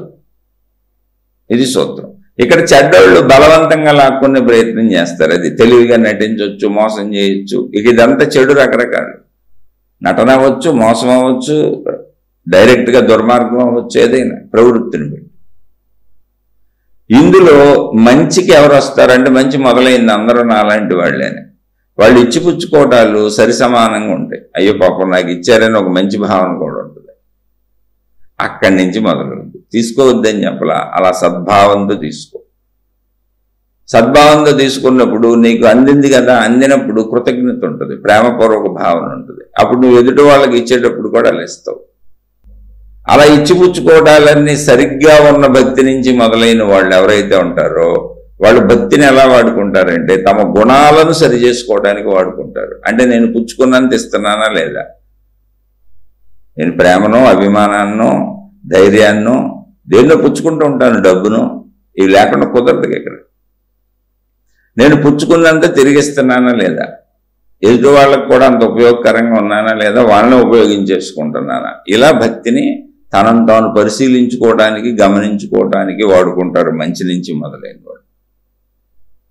అలా వాడుకుంటూ అదే భక్తిలో నువ్వు సామాన్యుడు అయితే నేను బాగున్నట్టు అందరూ బాగుండాలి, నేను నా పిల్లలు బాగుండాలి, నా వాళ్ళు బాగుండాలి, ఎదుటోళ్ళు బాగుండాలి, అట్లా అన్నీ ఉంటాయి. అవి కాదు నా గొడవ నాది, ఎదుటోళ్ళ గొడవ నాకెందుకు అన్నప్పుడు నీకు ఆ భక్తి మళ్ళీ ఉపయోగపడదు. అంటే ఉపయోగపడుతుంది ఎలా, ఎక్కడ వరకు? నీ వరకే. అది నిన్ను అంటే ఇక్కడ ప్రశ్న ఏంటంటే ఇవన్నీ నన్ను ధ్యానంలోకి తీసుకొస్తాయి అంటే ధ్యానం అనేది జ్ఞానానికి సంబంధించింది ఏమి లేదు. శరీర కదలికలను ఆపటము అది జ్ఞాన సంబంధ విషయం. శరీర కదలికలు, మనో కదలికలు ఆపటమే తపస్సు, ధ్యానము, స్వీయ పరిశీలన, సెల్ఫ్ ఎంక్వైరీ, నేనెవరో తెలుసుకోవటం. అదే నాలోని నేను, నా లోపలికి నేను వెళ్ళటం. నీ లోపలికి నువ్వు వెళ్ళాలంటే అసలు బయట కోరికలు ఆగాలిగా. బయట కోరికలతో తిరిగేవాడు లోపలికి ఎట్ట వెళ్తాడు? అది అక్కడ ప్రాబ్లం. అందుకని భక్తిని ఎలా వాడుకుంటున్నాం అంటే భక్తిని కోరికల కోసం వాడుకుంటున్నంతసేపు అది చెడులోనే ఉంది. ఎందుకంటే స్వార్థం. అప్పుడు నువ్వు తిరుగుతావు. ఇప్పుడు భక్తిని స్వామి నాకు డబ్బులు కావాలని ఊరికి అనుకున్నావు, కోరుకుంటా నువ్వు అన్నీ చేస్తున్నావు. ఇప్పుడు డబ్బులు వస్తే ఏం చేస్తావు? అవి ఖర్చు పెట్టుకోవడానికి తిరుగుతావు, అవి దాచుకోవడానికి తిరుగుతావు, వాటిని రక్షించుకోవడానికి తిరుగుతావు. అంటే మళ్ళీ ఆపద వస్తేనే మళ్ళీ భగవంతుడు, లేదా మళ్ళీ డబ్బు కావాలంటే. ఇప్పుడు నువ్వు ఒకటి అడిగినప్పుడు దాన్ని అనుభవించడానికి నువ్వు దానికోసం తిరుగుతావు, కదులుతావు కదా. శరీరంతో కదులుతావు, మనసుతో కదులుతావు. అందుకని కోరికల భక్తి నిన్ను నిరంతరం కదుపుతూనే ఉంటుంది. అది నిన్ను ధ్యానంలోకి, జ్ఞానంలోకి ఎలా చేస్తుంది? ధ్యానము, జ్ఞానం అంటే ఏంటి? కూర్చునే భక్తి, కదలని స్థితి. కదలవు నువ్వు. ధ్యానం అంటే కదలకపోవడం, తపస్సు అంటే కదలకపోవడం, జ్ఞానం అంటే కదలకపోవడం. శరీరం కదలదు, మనసు కదలదు. జ్ఞానం ఆ రెండింటిని అదుపు చేస్తూ ఉంటుంది. ఎందుకంటే ఆ రెండింటికి కోరికలు ఎక్కువ, కోరికలతో కదులుతూ ఉంటాయి. అది అదుపు చేసి ఎంత కదలాలంటే అవసరార్థం శరీరం బ్రతకడానికి, ఉన్నంతలో హాయిగా ధర్మంగా ఉండటానికి ఎంత అవసరం అంతే కదుపుద్ది. అది సరైన జ్ఞానం. అందుకని భక్తిని మీరు ఎలా వాడుతున్నారు? చెడు వైపు వాడుతున్నారా, కోరికల వైపు వాడుతున్నారా, లేదా జ్ఞానం వైపు వాడుతున్నారు? జ్ఞానం వైపు అంటే ఏంటి? అమ్మో భగవంతుడు ఉన్నాడు, చూస్తున్నాడు, ఆయనకి అన్నీ తెలుసు, అన్నీ చేసేది ఆయనే, అన్నీ ఇచ్చేది ఆయన. మీరు ఏ దేవుడినైనా పూజించుకోండి, ఏ దేవతనైనా పూజించుకోండి, లేదా నిరాకారాన్ని భావించుకోండి, మీ ఇష్టం. ఎందుకంటే అన్ని రకాల మతాలు ఉన్నాయి ఇక్కడ. కానీ మీ అంతరంగ భావనను బట్టి మీ ప్రయాణం ఉంటుంది. 800 కోట్ల మందికి 800 అంతరంగ భావాలు ఉన్నాయి. 800 కోట్ల మంది 800 రకాలుగా వాళ్ళ ప్రయాణం ఉంటుంది. అది ఎవరికి వాళ్ళు చూసుకునే విధంగా చెబుతున్నాయి. ఇదే అని నిర్ధారించి చెప్పడం కుదరదు. ఇదే అని నిర్ధారించి అయితే అది తప్పు. ఎందుకని 800 కోట్ల మంది ఒక రకంగా ఉండరు అసలు. అది సామాన్యంగా అందరికీ తెలుసు. కాబట్టి భక్తిని ఇప్పుడు మనం ఎలా వాడుకుంటున్నాము అనే దాని మీద ఉంది. మంచిగా వాడుకోవటం అంటే ఏంటి? నేను పుచ్చుకున్నంత ఇస్తున్నానా లేదా? నాలో చెడు గుణాలు పోయినాయా లేదా? చెడు ఏమన్నా నాలో ఉందా? అమ్మో ఉంటే భగవంతుడికి నేను నచ్చను కదా. అంత పవిత్రుడైనటువంటి ఆ భగవంతుడిని, ఆ దేవతని పూజించుకుంటున్నాను, లేదా నిరాకార శక్తిని పూజించుకుంటున్నాను. నేను ఎంత పవిత్రంగా ఉండాలి? నిజమైన భక్తుడు పవిత్రంగా ఉండాలి కదా. భగవంతుడిని, దేవుణ్ణి, గురువుని, మతాన్ని, మార్గాన్ని అనుసరించే వాళ్ళందరూ ఎంత పవిత్రంగా ఉండాలి? ఈ డ్రెస్సులు వేసుకున్నాం, ఈ విధానంలో ఉన్నాం, అసలు అబద్ధం చెప్పొచ్చా, మోసం చేయొచ్చా? ఇలా నిన్ను నువ్వు నిరంతరం చూసుకుంటావు. అప్పుడు ఏమైంది? నీ మీద నీకు ఒక అదుపు వస్తూ ఉంటుంది. నువ్వు నీకు తెలుస్తూ ఉంటావు, నువ్వు నీకు అర్థమవుతూ ఉంటావు. అది భగవంతుడితోనే చూసుకుంటూ ఉంటావు. అమ్మో భగవంతుడు పవిత్రుడు కదా, ఆయనకి అన్నీ తెలుసు కదా, ఆవిడికి అన్నీ తెలుసు కదా, దేవతకి అన్నీ తెలుసు కదా, ఒక నిరాకార శక్తి అయితే ఆ శక్తికి అన్నీ తెలుసు కదా. కాబట్టి నేను తప్పులు చేయకూడదు, పొరపాట్లు చేయకూడదు అనే ఎరుకలోకి వెళ్తావు. అలా వెళ్ళినా మంచిదేగా. నిన్ను నువ్వు గమనించుకుంటూ నీ తప్పులు సరి చేసుకుంటూ వెళ్ళినా మంచిదే. లేదా భగవంతుడు అనేటువంటి శక్తి కానీ, భగవంతుడు అనే రూపదేవుడు కానీ, దేవత కానీ నన్ను చూస్తున్నారు, గమనిస్తున్నారు, వాళ్ళకి అన్నీ తెలుస్తాయి కాబట్టి నేను చెడు చేయకూడదు అనుకుని వెళ్ళినా మంచిదే. ఎలా వెళ్ళినా మంచిదే. అలా నువ్వు వెళ్ళాలనే ఇదంతా ఏర్పాటు చేశారు మహాత్ములు. అలా వెళ్ళిన వాళ్ళు ఖచ్చితంగా ధ్యానంలోకి, జ్ఞానంలోకి వస్తారు. ఎందుకంటే చెడుని ఆపుకోవాలి, మంచితో మాత్రమే జీవించాలి. కాబట్టి మీరు ఎక్కడ దీన్ని ఎలా వాడుతున్నారనే పాయింట్ మీద ఇది ఉంది. ఇప్పుడు ఈ మంత్రం చేసుకుంటే డబ్బు వస్తుంది, ఈ మంత్రం చేసుకుంటే ఆరోగ్యం వస్తుంది, ఈ మంత్రం చేసుకుంటే సౌఖ్యం ఉంటుంది, కుటుంబ సౌఖ్యం ఉంటుంది, ఇదిగో ఈ మంత్రం చేసుకుంటే భార్యాభర్తలు కలిసి ఉంటారు, ఈ మంత్రం చేసుకుంటే పిల్లలు పుడతారు, ఇచ్చేస్తే ఇది, యజ్ఞం చేస్తే ఇది, హోమం చేస్తే ఇది. అలా అన్ని మతాల్లో అన్నింటికి క్రియలు ఉన్నాయి, అన్ని మతాలలో ఉన్నాయి. నువ్వు ఏది చేస్తున్నా ఇప్పుడు అదేమైంది? నీ కోరిక కోసం చేసావు. రోగితే ఇప్పుడు కోరిక కోసం చేసినాక ఆ కోరిక తీరితే అది ఒక ఫలితం వచ్చింది కదా, ఆ ఫలితాన్ని బట్టి తిరుగుతావు కదా నువ్వు. అందుకని కోరికల భక్తి నిన్ను తిరగటం పెంచింది తప్ప ఆపలేదు. నువ్వు ఏదైనా కోరుకో. మంచి భార్య వస్తే అన్నావు అనుకో, ఇప్పుడు భార్యతో జీవితాంతం తిరుగుతావు. భార్య రావద్దని నేను అంటలా, సహజ జీవితంలో అన్నీ తీసుకోండి. కోరిక ఎప్పుడైతే భగవంతుడి దగ్గరికి వెళ్ళి కోరుకున్నావో, కోరిక ఏమైంది? ఫలితాన్ని ఇచ్చింది అనుకో. ఇస్తే ఆ ఇచ్చిన ఫలితాన్ని వినియోగించుకోవడానికి తిరుగుతావుగా. మనసు కదలాలి, శరీరం కదలాలిగా, మళ్ళీ అది అనుభవించాలంటే. అదే భస్మాసురుడు శివుడు వెనకబడింది. ఫలం వచ్చింది, ఫలాన్ని ఇప్పుడు తను చెయ్యాలి. ఎవరినైతే నేను చేయి పెడితే మెస్ అయిపోతాడు. అది చూడాలని, అది కావాలనేగా వరం, దానికోసమే ప్రయత్నించాడు కాబట్టి ఫలం వచ్చింది. ఫల అనుభవం కోసం పరిగెత్తాడు. ఇప్పుడు ఆ క్రియ చేయాలని. నాయన నీకు వరం ఇచ్చిన దేవుడినే చంపుతానంటున్నావు, బలి సూపర్ కొందరా నీ ఆటనే, అదేదో నీ నెత్తినే చేయి పెట్టిస్తాము అని చెప్పి సృష్టి శక్తి ఆయన నెత్తినే చేయి పెట్టించింది. అదే విష్ణు శక్తి. మోహిని అంటే మోహము. మోహం అంటే ఏంటి? ఏం లేదు, కోరికలంతా మోహం. కోరికల వాళ్ళందరికీ మోహిని వస్తుందంటే. ఎందుకని? తిరగటమే జరుగుతుంది మోహంతో. కోరిక తీరింది, డబ్బు వచ్చింది, డబ్బు ఖర్చు పెట్టుకుంటూ తిరుగుతావు, ఇంకా పెంచుకుంటూ తిరుగుతావు, ఇంకా ఇంకా ఇంకా పెంచాలనుకుంటూ తిరుగుతావు. అలా తిరుగుతున్నారు అందరూ. కీర్తి వచ్చింది, ఆ కీర్తిని నిలుపుకోవడానికి రకరకాలు చేస్తావు, ఇంకా తిరుగుతావు, ఇంకా కీర్తి పెంచుకోవాలనుకుంటావు. ఆ కీర్తి కోసం అబద్ధాలు ఆడుతావు, డబ్బు కోసం అబద్ధాలు ఆడుతావు, విచిత్రంగా వెళ్ళిపోతావు. ఇక ఇదంతా దేవుడి పేరే మళ్ళీ ఇందులో. పోనీ కాదు, మంచిగానే వెళ్ళావు, కానీ ఆ కీర్తిని నిలుపుకొని ఆ కీర్తిని ఎంజాయ్ చేసి ఆ కీర్తిని అనుభవించాలిగా. పోనీ మంచిగా వెళ్ళావు, మంచిగానే పోయిన డబ్బును పొందావు, డబ్బును అనుభవించాలని ఇక పొందావు. మోహిని అదే, ఆ మోహమే. డబ్బు మీద మోహం, కీర్తి మీద మోహం. ఈ మోహాలు అంతమవు. అదేంటంటే మోహం వద్దంటే ఇప్పుడు డబ్బు వద్దా, మొత్తం వదిలేయాలా, ఇంకేం భార్య పిల్లలు ఏం వద్దా? వదిలేయమనలేదు నాయన, అతి చెయ్యొద్దు అన్నారు. భక్తిని కోరికల కోసం ఎందుకయ్యా? దేవుడు ఇవ్వాల్సిన శరీరం ఇచ్చేసాడు, ఇవ్వాల్సిన బుర్ర ఇచ్చేసాడు, అన్ని సృష్టిలో పెట్టాడు. నీకు స్వప్రయత్నంతో ఏమొస్తుందో చేసుకో. ఎట్టయినా గ్యారంటీగా నువ్వు చచ్చిపోతావు. ఆయు ప్రమాణం ఇంతే, మన ముందు అందరూ చచ్చిపోతున్నారు, ఇందులో ఏది మారదు. మధ్యలో నువ్వు మారుద్దామని ప్రయత్నిస్తున్నావు. నీకు ఎందుకని కొంత స్వేచ్ఛ ఇవ్వబడింది కనుక ఆ ప్రయత్నంలో దేవుణ్ణి కూడా కోరికలకు వాడుకుంటానంటున్నావు. దేవుణ్ణి కోరికలకు వాడుకోవటమే మోహిని, మోహము. అప్పుడు ఏమైంది? నీ నెత్తి నువ్వే చేపెట్టుకుంటావు. అదే జరుగుద్ది అక్కడ. ఆ విషయం మనకు తెలియజేయడానికి ఇన్ని కథలు వచ్చింది.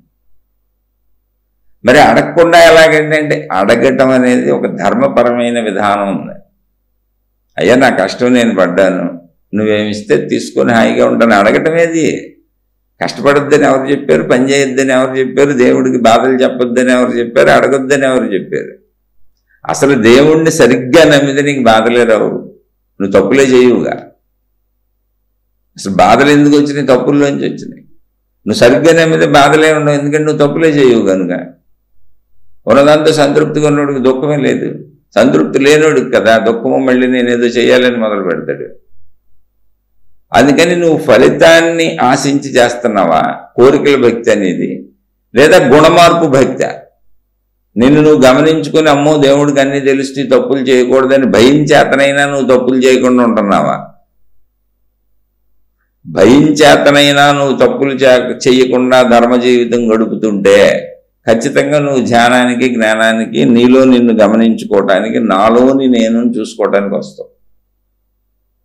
ఆ నీలోని ఆ నీ తత్వమే అనంతత్వం. దాన్నే దేవుడని చెబుతున్నారు. నీకు అర్థం కాలేదని, ఇంకా అర్థం చేసుకునేంత జ్ఞానం నీకు రాలేదు, నువ్వు చిన్నపిల్లడి దశలో ఉన్నావు. అది అర్థమైతే ఓకే, వస్తావు అక్కడికి. కోరికల భక్తి అయితే రాలేవు. ఇప్పుడు కోరికల భక్తి అయితే రాలేవు అని ఎందుకు చెబుతున్నాంటే పదే పదే మీకు చెప్పిన విషయాన్ని తిప్పి తిప్పి చెబుతున్నా. బాగా అర్థం అవ్వాలి, చక్కగా అర్థం అవ్వాలి. కోరిక యొక్క ఫలాన్ని అనుభవించటానికి కదా నువ్వు కోరుకుందే. అప్పుడు ఫలాన్ని అనుభవించాలంటే మనసు శరీరం రెండు కదలాలి కదా. కదులుతుంది, మళ్ళీ మళ్ళీ కోరుకుంటావు, మళ్ళీ కదుపుకుంటావు, మళ్ళీ కోరుకుంటావు, మళ్ళీ కదుపుకుంటావు. ఓకే, బాగానే ఉంది. కానీ నువ్వు శాశ్వతంగా ఇక్కడ ఉండవు కదా. శరీరం పెరిగిపోతుంది, తరిగిపోతుంది, వృద్ధాప్యం వస్తుంది, మరణం వస్తుంది. అది ఆపలేవుగా. నువ్వు ఎన్ని కోరుకున్నా శరీర ఎదుగుదల ఆపుతాడు దేవుడు అన్న ఎవరం ఇస్తాడు నీకోని? ఎవరికైనా ప్రపంచంలో ఇప్పటి వరకు మన పురాణ గాథలన్నీ ఏం చెప్పినాయో తెలుసా? ఎందుకు రాశారో తెలుసా? అనంత కాలంలో జరిగినటువంటి చరిత్రలో మనకు అనేక పురాణ గ్రంథాలు, జ్ఞాన గ్రంథాలు అందించారు. వాటిలో కథల రూపంలో మనకు అందించబడి చెప్పబడిన శాశ్వతమైన నిజమైన సత్యం ఏంటంటే, నువ్వు జీవించి ఉన్న కాలంలో భగవంతుడిని ఒకవేళ నువ్వు ప్రత్యక్షం చేసుకున్న రాక్షసులైనా మనుషులైనా ఎవరైనా తాత్కాలికమైనటువంటి అప్పటి పరిస్థితుల్లో సుఖభోగములను పొందగలిగారు తప్ప దేహ నియంత్రణ, దేహం యవ్వనంలో ఉండిపోతాం కానీ మరణం లేకుండా ఉండటం కానీ ఇంతవరకు చరిత్రలో జరగలేదు, జరగదు. అప్పుడు నువ్వు కోరుకుని ఏంటి ఉపయోగం? అంటే నాకు సరిపోవట్లేదు, ఎక్కువ కావాలన్న నీ తపనే తప్ప విడి మార్పులేం జరగవు కదా. శరీరం పెరుగుదల తరుగుదల ఆగదు, మరణం ఆగదు కదా. ఏం చేస్తావు ఇప్పుడు? నీకు ఆగదు, నీ వాళ్ళకి ఆగదు కదా. అప్పుడు ఎందుకు కోరుకోవటం? ఉన్నదంత సంతృప్తిగా ఉండొచ్చు కదా. ఇది జ్ఞానం. శరీరంలో ఏ మార్పు జరగదు, దాని శరీర పెరుగుదల తరుగుదల ఎదుగుదల ఆగదు. నాకు ఆగదు, నా వాళ్ళకి ఆగదు. కొన్ని డబ్బు వస్తే నేను బాగా బతుకుతాను ఆగుతాయి అంటే అందరం డబ్బుకి వెళ్ళొచ్చు, తప్పులేదు.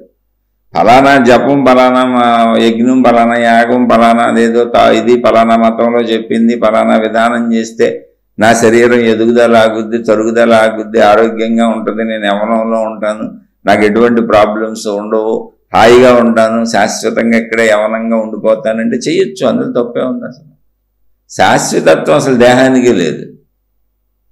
దేహం నశించిపోవటం నువ్వెన్ని చేసినా. దేహం మార్పులను కూడా నువ్వు ఆపలేవు.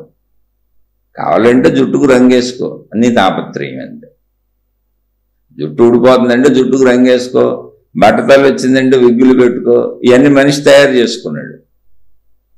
మేకప్లు వేసుకో, ముసలోడిని కాదని చెప్పు, ముసలిదాన్ని కాదని చెప్పు, పైన రకరకాల అద్భుతమైన బట్టలు వేసుకో, నాకే ప్రాబ్లమ్స్ లేవని చెప్పు, నా శరీరం అద్భుతమైందని చెప్పు, నా మలమూత్రాలు కూడా మంచి స్మెల్స్ సుగంధ వాసనలు వస్తాయని చెప్పు, అవసరమైంది బాత్రూమ్కి వెళ్ళి వచ్చినాక అక్కడ సెంటు స్ప్రేలు చేసిరా, తర్వాత మీ శిష్యులు వెళ్ళి చూసి అవును గురువు గారి మలం, మన గురువుని గారి మలం సెంటు వాసనలు వస్తున్నాయి అంటారు. ఏముంది అందులో, నువ్వే కొంచెం సెంటు స్ప్రే చేయి, లేదా కొంచెం సెంటు తాగు, ఇంకా వాళ్ళు బలంగా నమ్మాలంటే కొంచెం సెంటు తాగు, విసర్జించినప్పుడు ఒకవేళ సెంటు స్మెల్తో వస్తుందేమో తెలీదు, ఏదో ఒక చిత్రాలు చేయాల్సిందంతే. కానీ శరీర ఎదుగుదలను ఆపలేవు, తరుగుదలను ఆపలేవు, పెరుగుదలను ఆపలేవు, మరణాన్ని ఆపలేవు. ఎందుకీ కాంక్ష చచ్చేదానికి? ఎన్ని కోరికలు కోరుకున్నా అనుభవించి చావటమే కదా.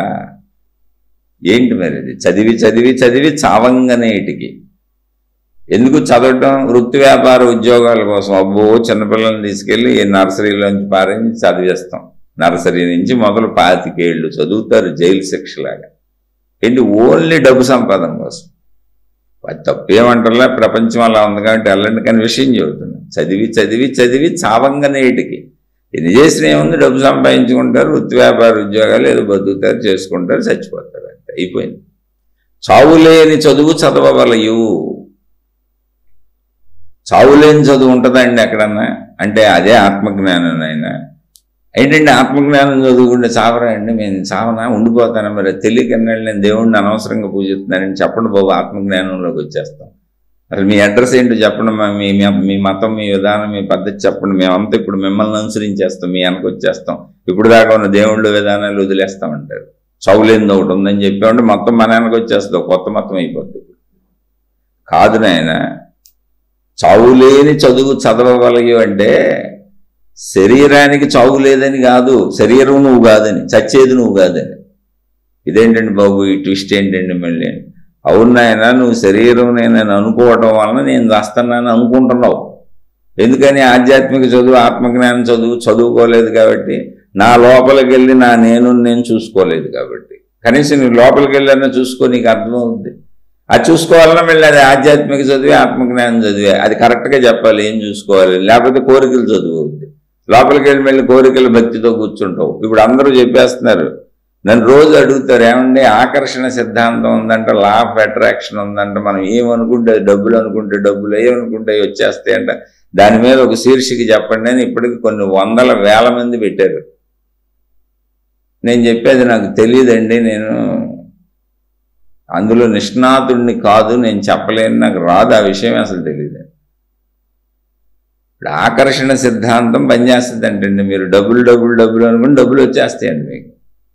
సరే ఏమో మరి, నేను ఇంకోళ్ళతో విభేదించడం నాకు ఎందుకు? దాని మీద పెద్ద పెద్ద పుస్తకాలు నడుస్తున్నాయి, దాని మీద బోల్డ్ మంది బతుకుతున్నారు. ఇక దాని గురించి నేనేం చెప్పను. ఏదైనా మొత్తానికి కోరికలు భక్తి. మళ్ళీ ఆకర్షణ సిద్ధాంతం ఏంటి? నువ్వు ఆకర్షించాలి దేన్ని? డబ్బుని, కీర్తి ప్రతిష్టల్ని, హోదాలని, మనుషుల్ని, అమ్మాయిల్ని, అబ్బాయిల్ని. నీ కోరికలు మళ్ళీ కోరికలు భక్తికి వెళ్ళిందిగా. ఇంత గుండ్రంగా తిరిగి అక్కడికే వచ్చింది. ఈ కోరికలది ఎంత పెంచుతూ ఉంటారో ప్రపంచంలో, మనుషులు దాని వెనక అంత పడిపోతూ ఉంటారు. చదివి చదివి చదివి చావంగనేటికి నువ్వు ఎన్ని చదువులు, ఆకర్షణ సిద్ధాంతం చదువు, ఇంకోటి చదువు, ఇంకా అన్ని ప్రయోగించి చావాల్సిందేగా. అది ఆపలేవుగా. శరీర ఎదుగుదల ఆకర్షణ సిద్ధాంతాన్ని ఉపయోగించి యవనంలో ఉండిపోండి. యవనాకర్ష అనుకుండిపోండి, వస్తుందేమో. అది జరగవు కదా. సృష్టి ధర్మాలు, నియమాలు మారవు కదా. అది తెలుసుకోవటమే జ్ఞానం. ఆ జ్ఞానమే ధ్యానం చేస్తుంది నీ చేత. సహజ జ్ఞానం, సహజ ధ్యానం.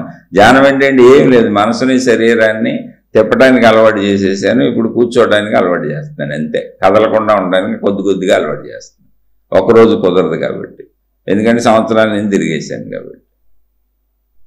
అందుకని ఇక్కడ మనం ఎటువంటి భక్తి చేస్తున్నాము అనేది ప్రధాన సిద్ధాంతము. కోరికల భక్తి, జ్ఞాన భక్తి, భయంతో అయినా సరే తప్పు చేయని భక్తి, పరిశీలించుకుంటూ వెళ్తే. జ్ఞానభక్తి అంటే ఏం లేదు, పరిశీలన ఏం లేదు. పుచ్చుకున్నంత ఇస్తున్నానా లేదా, ఇచ్చినంత పుచ్చుకుంటున్నాను లేదా, అందరూ బాగుండాలని కోరుకుంటున్నాను లేదా, అందరికీ బాగుండేలా, వాళ్ళకి అందరికీ ఉపయోగపడేలా జీవిస్తున్నానా లేదా, అందరినీ వాడేసుకుంటున్నానా, నేను ఎవరికి ఉపయోగపడతలేదా అన్నప్పుడు నీకే అర్థమైపోద్ది చూసుకుంటే. ఎందుకంటే నీ మనసు నీకే తెలుస్తుందిగా. అందుకని భక్తి మార్గ ప్రయాణం ఎప్పుడు కూడా చాలా జాగ్రత్తగా ఉండాలి. మహాత్ములు ఏర్పరిచింది మంచి కోసమే. ఈ మంచిలో నువ్వు భగవంతుడిని నువ్వు నీ వల్ల కాని బాధలన్నీ చెప్పుకోవచ్చు, కానీ అది ధర్మపరమై ఉండవలేను, ఇంకోళ్ళకి హాని చేయటానికి. కానీ నాకు ఒక ఆయన చెప్పాడు, నిజంగా ఇప్పుడు ఈ మధ్య కాలంలో జరిగింది. ఒక అతను భగవంతుడి చుట్టూ రోజు ప్రదక్షిణ చేస్తున్నాడంట వాళ్ళ స్నేహితుడు. వీడేంటి హఠాత్తుగా రోజు వెళ్తున్నాడు, ప్రదక్షిణలు చేస్తున్నాడు, ఎన్నో రోజుల నుంచి చూస్తున్నాడు. 40 రోజులు మీరు 108 రోజులు ఎన్ని ప్రదక్షిణలో ఏంటో తెలియదు, రోజు చేసేస్తున్నాడు. సరే ఈయన అదే గుడికి వెళ్తాడు, ఆయన అదే గుడిలో చేస్తున్నాడు. ఏంట్రా ఎందుకు ప్రదక్షిణ చేస్తున్నావు, ఏంటి రోజు వచ్చేస్తున్నావు, ఎప్పుడన్నా 1 రోజు 2 రోజులు చేస్తారే అన్న మొక్కున్నావే ఏంటని అడిగాడు. అంటే అప్పుడు ఆయన చెప్పాడంట, వీళ్ళిద్దరు స్నేహితులకి ఇంకో స్నేహితుడు ఉన్నాడు. ఇలా స్నేహితులు అక్కడ చెప్పుకుంటారు. మళ్ళీ ఇప్పుడు కూడా వాళ్ళందరూ స్నేహితులే. ఇప్పుడు నేను ఇక్కడ చెబుతున్నాను తప్ప వీడు చెప్పిన విషయం అసలు స్నేహితుడికి తెలీదు. ఇందులో చెప్తున్న ఊరికి అంతే. నేను వాడు తిరుగుతూ ఈ స్నేహితుడు అడిగితే చెప్పాడంట, ఎందుకు తిరుగుతున్నారు అంటే, ఫలానా మన స్నేహితుడు ఉన్నాడు కదా, వాడు నాశనం అయిపోయి ఆడికి క్యాన్సర్ వచ్చి ఆడికి తినటానికి ఇబ్బంది అయిపోయి తిండి కూడా తినకుండా చచ్చిపోవాలని తిరుగుతున్నాను అన్నాడు. ఏంటి దేవుడి చుట్టూ, ఏంటి దేవుడి గుడిలో.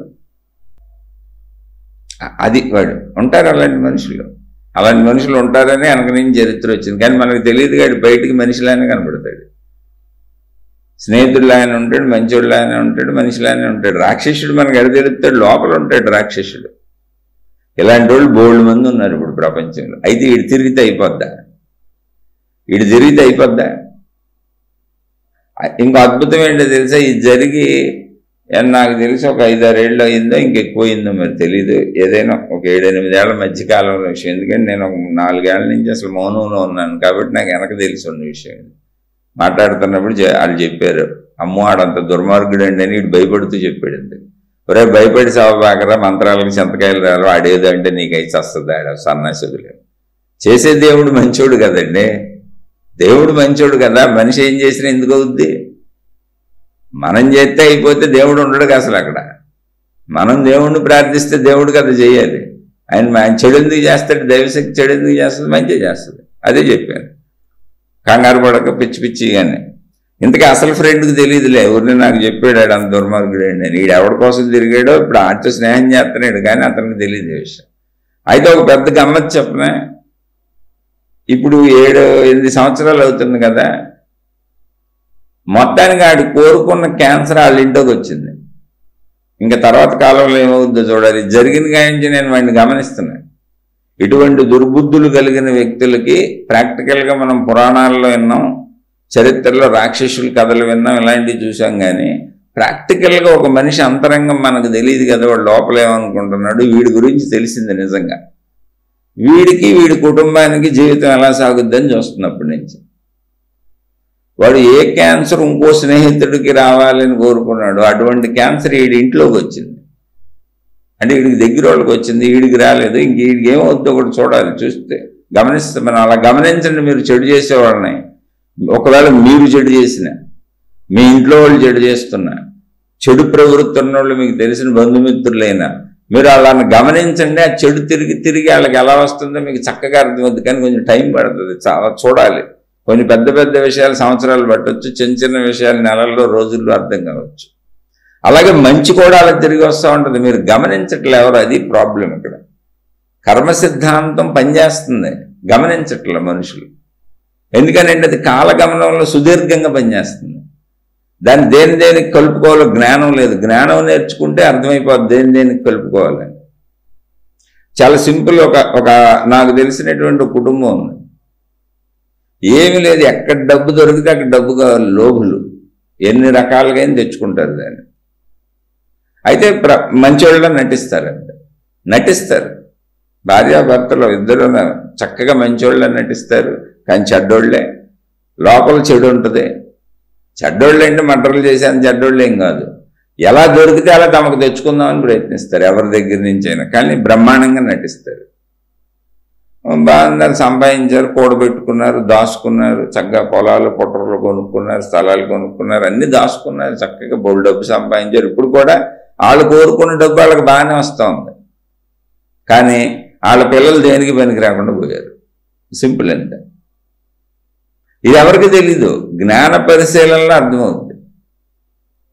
అదే విషయంలో వాళ్ళకంటే సామాన్య కుటుంబం బోల్డ్ మంది తెలిసినాక అందులో మామూలుగా చెబుతున్నాం, వాళ్ళకంటే సామాన్య కుటుంబం అసలు తప్పులు చేసేంత ధైర్యం కూడా లేదు వాళ్ళకి.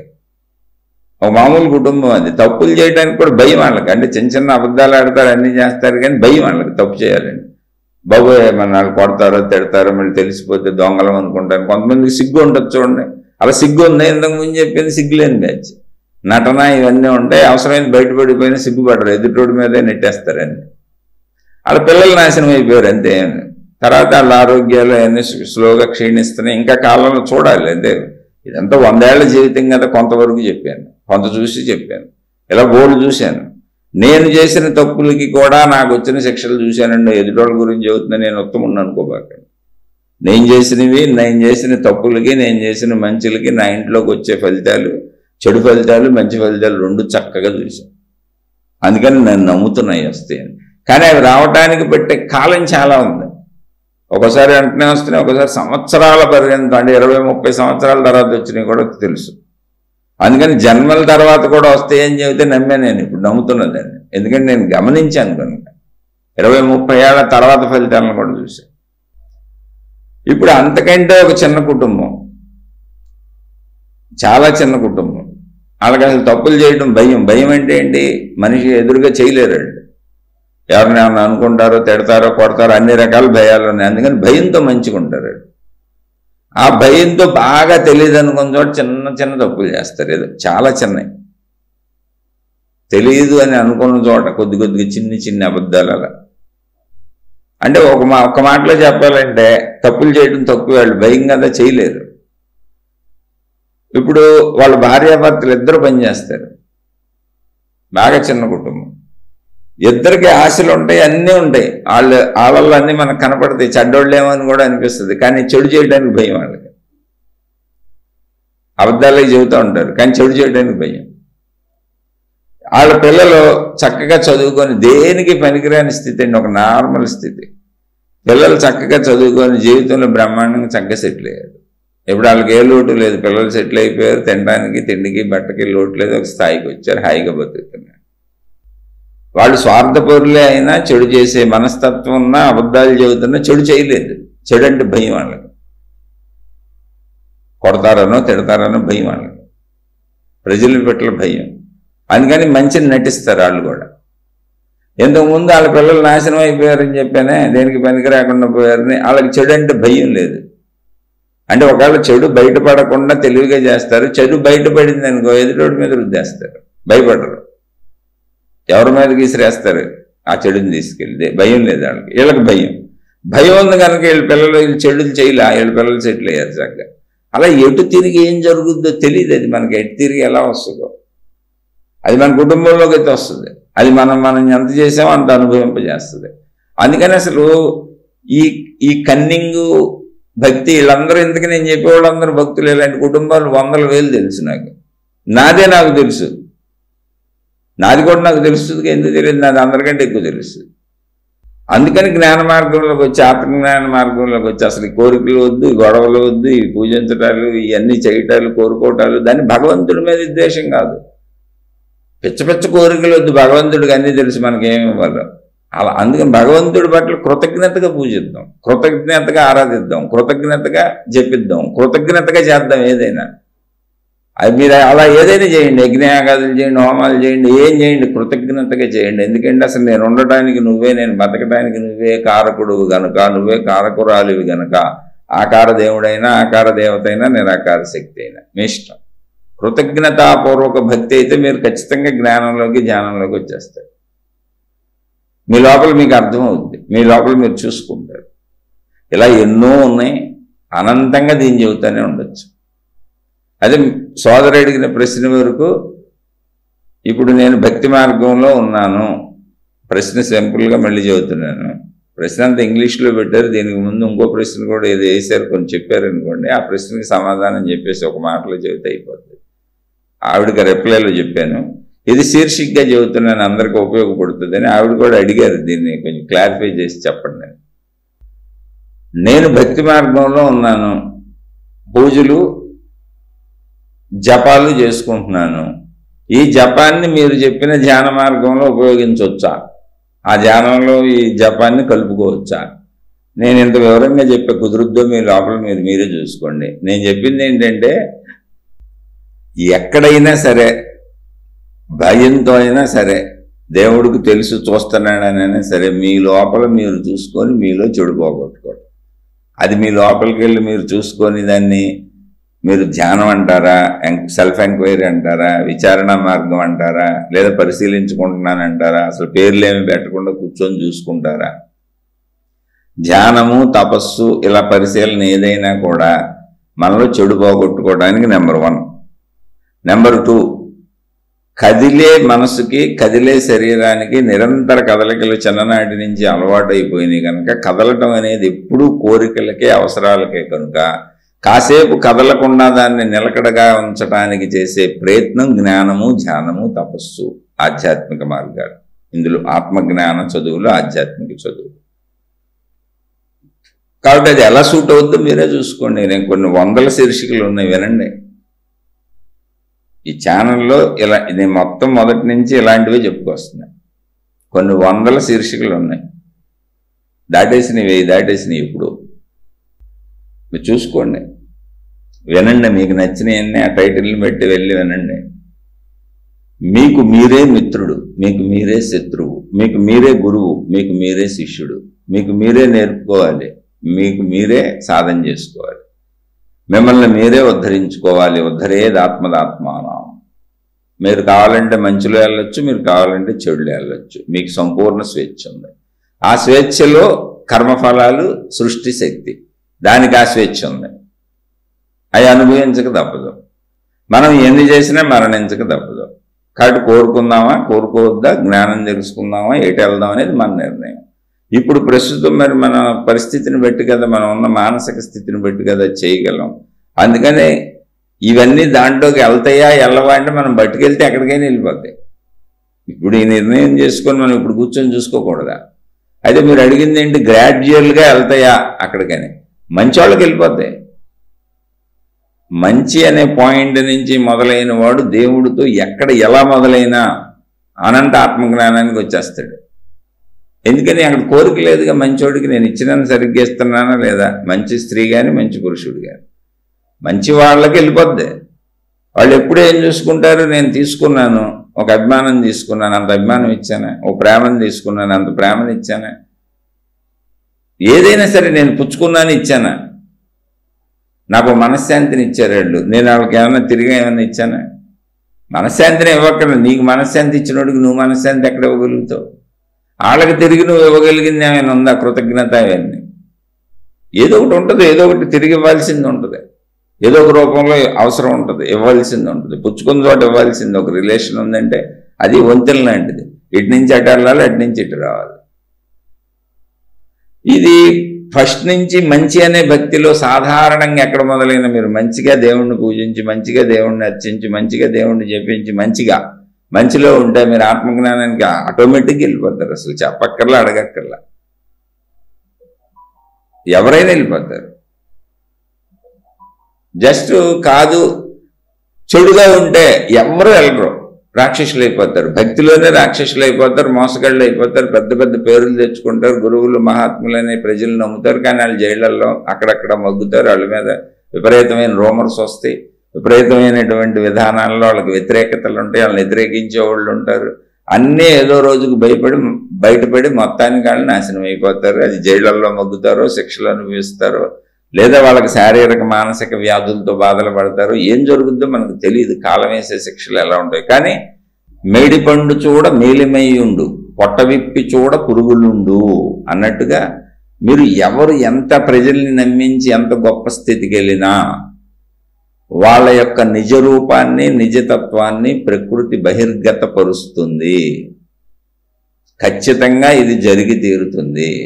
బహిర్గత పరిచినాకే వాళ్ళని చంపుద్ది. ఇవన్నీ మీకు కాలంలో తెలుస్తాయి. ఎవరికైనా అలా జరుగుతుంది. ఇప్పుడు అసలు జైళ్లలో బోల్డ్ మంది ఉన్నారండి. కోటాను కోట్ల మందిని నమ్మించినటువంటి మహానుభావులు ఇప్పటికీ ఆ జైలు చుట్టూ తిరిగి, ఇప్పుడు మీరు నమ్ముతారో నమ్మరో, ఇప్పుడు గురువు గారు జైల్లో ఉన్నాడు అంటే ఒకటి ఉదాహరణ చెబుతున్నా. ఇప్పుడు కూడా ఆయన జైల్లో పెట్టి చాలా సంవత్సరాలు అయిపోయింది, ఎన్నో సంవత్సరాలు అయిపోయింది. కానీ ఆయన మీద నమ్మకం ఉన్న వాళ్ళ శిష్యులు మా గురువు గారిని దొంగతనంగా జైల్లో పెట్టారు, పాపం ఆయన ఇబ్బంది పెట్టారు అని అసలు బస్సులు వేసుకెళ్ళి పుణ్యం వస్తుందని ఆ జైలు చుట్టూ ప్రదక్షిణలు చేసి జైలు బయట జైలుకి ఆరకలిస్తున్నారు మా గురువు గారు లోపల జైల్లో ఉన్నారు. అంటే నువ్వు ఎన్ని చేసినా పాపం అమాయకులు అలా చేస్తుంటారు, నీ శిక్షలు తప్పలేదుగా. జైల్లో సాధారణ ఖైదీలతో కూర్చొని మహా ఉపన్యాసాలు చెప్పేవాడు కోట్ల మందికి, బుల్లెట్ ప్రూఫ్ వాటిల్లో ఆయన. ఇప్పుడు జైల్లో కూర్చొని ఆ జైల్లో చెప్పకూడదు ఏంటో, నాకేదో అనారోగ్యాలు ఉన్నాయి, నాకు బాధలు ఉన్నాయి, నాకు చాలా తలపోటు వచ్చేస్తుంది అని ఇప్పుడు ఆయన జబ్బులు కూడా బయట పెట్టి వాళ్ళ డాక్టర్లతో చెప్పించి నాకేమన్నా బెయిల్ ఇప్పించండి అంటున్నాడు. బెయిల్ ఇవ్వట్లే గవర్నమెంట్లో, ఎందుకంటే ఆయన చేసిన తప్పు కూడా అలాంటిది. 80-85 ఏళ్ల వయసులో ఓ 20 ఏళ్ల లోపు తనను నమ్మొచ్చినటువంటి శిష్యురాల్ని నానా రకంగా పాడు చేశాడు. బయటకు వచ్చి చెప్పిన వీళ్ళు బయటకు రాకుండా ఎన్నో జరిగినాయి. ఏంటి మా ఏదో దీక్షలని అయ్యని అంటే ఇప్పుడు మళ్ళీ అందరినీ కించిపరచకూడదు, అవన్నీ చెప్పడం ఎందుకు, అవన్నీ ప్రూవ్ అయ్యి జైల్లో ఉన్నాడు. అలా ఎన్నో జరిగినాయి. అలా ఎంతోమంది ఉన్నారు జైళ్ళల్లో. అందుకని కాలం ఏం చేస్తుందో తెలియదు. నువ్వు మంచోడు అయితే మంచిగా తీసుకెళ్తుంది, చెడ్డోడు అయితే చెడ్డగా తీసుకెళ్తుంది, మంచిదాని అయితే మంచిగా ఉండదు, చెడ్డదాని అయితే చెడ్డగా ఉంటుంది. కానీ నీ నిజస్వరూపాన్ని బహిర్గతపరచకుండా నిన్ను చంపదు. ఖచ్చితంగా నువ్వు ఇక్కడ వ్యక్తీకరించబడి నీ స్వరూపము స్వభావము తెలియజేయబడి నీకున్న సమస్తము వివరించబడి ప్రజలకి నీ గుణాలన్నీ చూపించబడి మేడిపండు పొట్ట విప్పి చూపబడి మేడిపండు చూడ మేలిమయ్యుండు. నువ్వు ఇప్పుడు మేడిపండులా కనపడుతున్నావు, కానీ సృష్టి దాని పొట్ట విప్పి చూడ పురుగులుండు. వాటిని అన్నింటినీ చూపించినాకే మనిషిని చంపుద్ది. ఇది మన జీవితమేనంతే, ఎదురు జీవితమేనంతే. సోదరు అడిగిన ప్రశ్నకైతే చెప్పే, మంచిలో మొదలైతే మీలో చెడు లేకపోతే మీరు ఖచ్చితంగా ఆత్మజ్ఞానానికి వెళ్ళిపోతారు. మీలో చెడుంది భక్తి ఉంటే మీరు ఖచ్చితంగా నాశనానికి వెళ్ళిపోతారు. ఇక్కడ పాయింట్ ఏంటంటే చెడు పోగొట్టుకోవాలి. అది మీ స్వప్రయత్నం. మీకు చెడు పోగొట్టి మీలో చెడు పోగొట్టే పని ఏ దేవుడు బాధ్యత తీసుకోడు. ఎందుకంటే స్వేచ్ఛ ఇచ్చిందే దేవుడు. రాక్షసులు ఎందుకు అయ్యారు? వరాలు ఇచ్చిందే భగవంతుడు. నువ్వు ఎలా అయినా ఉండను, ఎందుకంటే దానికి శిక్షలు వేయగలిగిన దొమ్మ ఆయనకు ఉంది కనుక. సింపుల్ అంతే. రాక్షసుడైనా ఎవరైనా అంతం అనేది సృష్టి చేతిలో ఉంది, భగవంతుడి చేతిలో ఉంది, విశ్వశక్తి చేతిలో ఉంది. కాబట్టి భగవంతుడికి ప్రాబ్లం ఉంది, అంతం చేయడం ఆయన చేతిలోనే ఉంది. అంతం అసలు అందరికీ ఎలాగ ఉంది. అందుకని మంచి వాళ్ళైతే మీరు ఏ మార్గంలో ఉన్నా మీ హృదయంలో మంచి ఉంటే, మీది ఏ మతమైనా, మీరు ఏ గురువుని అనుసరించినా, మీరు ఎలాంటి చోట ఉన్నా మీలో మంచి ఉంటే, మీరు ఏ దైవావతారాన్ని పట్టుకున్నా నో ప్రాబ్లం, మీరు ఆత్మజ్ఞానానికి వచ్చేస్తారు ఏదో ఒక రోజు. ఆ దారి అడ్డే తీసుకొస్తుంది. ఎందుకంటే మీ లోపల మీరు ఎత్తుక్కుంటారు, చెడుని రానివారు లోపలికి, చెడు ఉంటే పోగొట్టుకుంటారు, మంచిని పెంచుకునే పని చేస్తూ ఉంటారు. అది ఖచ్చితంగా మీ లోపల మీకు అన్నీ తెలియజేసి మిమ్మల్ని ఆత్మజ్ఞానంలోకి తీసుకొచ్చి ఆధ్యాత్మిక చదువులోకి తీసుకొచ్చి మీరు మీకు అర్థమయ్యేలా చేసి మీలో ఉన్న ప్రాణశక్తి దర్శనం మీకు చేయిస్తుంది. సృష్టిలో ఉన్న ఏకైక దారిదే. అది మంచికి మాత్రమే దారి. చెడు అయితే ఖచ్చితంగా మిమ్మల్ని అంతం చేసి నాశనానికి తీసుకెళ్తుంది. మీ విశ్వరూపాన్ని ప్రదర్శించి ఇక్కడ చూపిస్తుంది అందరికీ వీళ్ళు చెడ్డోళ్ళు అని. ఇది మీకు ఏమైనా సందేహాలు ఉంటే మళ్ళీ అడగండి. నేను విశ్లేషణగా మొత్తంగా విషయం చెప్పాను. నేను చెప్పింది నా సొంత విశ్లేషణ. ఇందులో ఏమైనా తప్పులుంటే దయచేసి నన్ను క్షమించండి. ఏమైనా ఒప్పులుంటే తీసుకొని మీరు ఎలా నడుస్తున్నారో, ఎటున్నారో, ఎక్కడున్నారో చూసుకొని మార్చుకోగలిగితే మిమ్మల్ని మంచిగా మార్చుకుంటే ఎప్పుడు మంచిదే. అందరూ మంచిగా మారండి అనేటువంటి ఉద్దేశంతోనే ఈ శీర్షికలు చెబుతున్నాను. నేను మంచిగా ఉండాలనుకుంటున్నాను. 35 ఏళ్ళు ఇందులో ప్రయాణించాను. రకరకాల పనులు చేస్తున్న మనుషుల్ని చూశాను. నేను రకరకాలు చేశాను. అందులో వచ్చినటువంటి నా జీవితంలోకి వచ్చిన కష్ట నష్టాలు, లాభాలు చూశాను.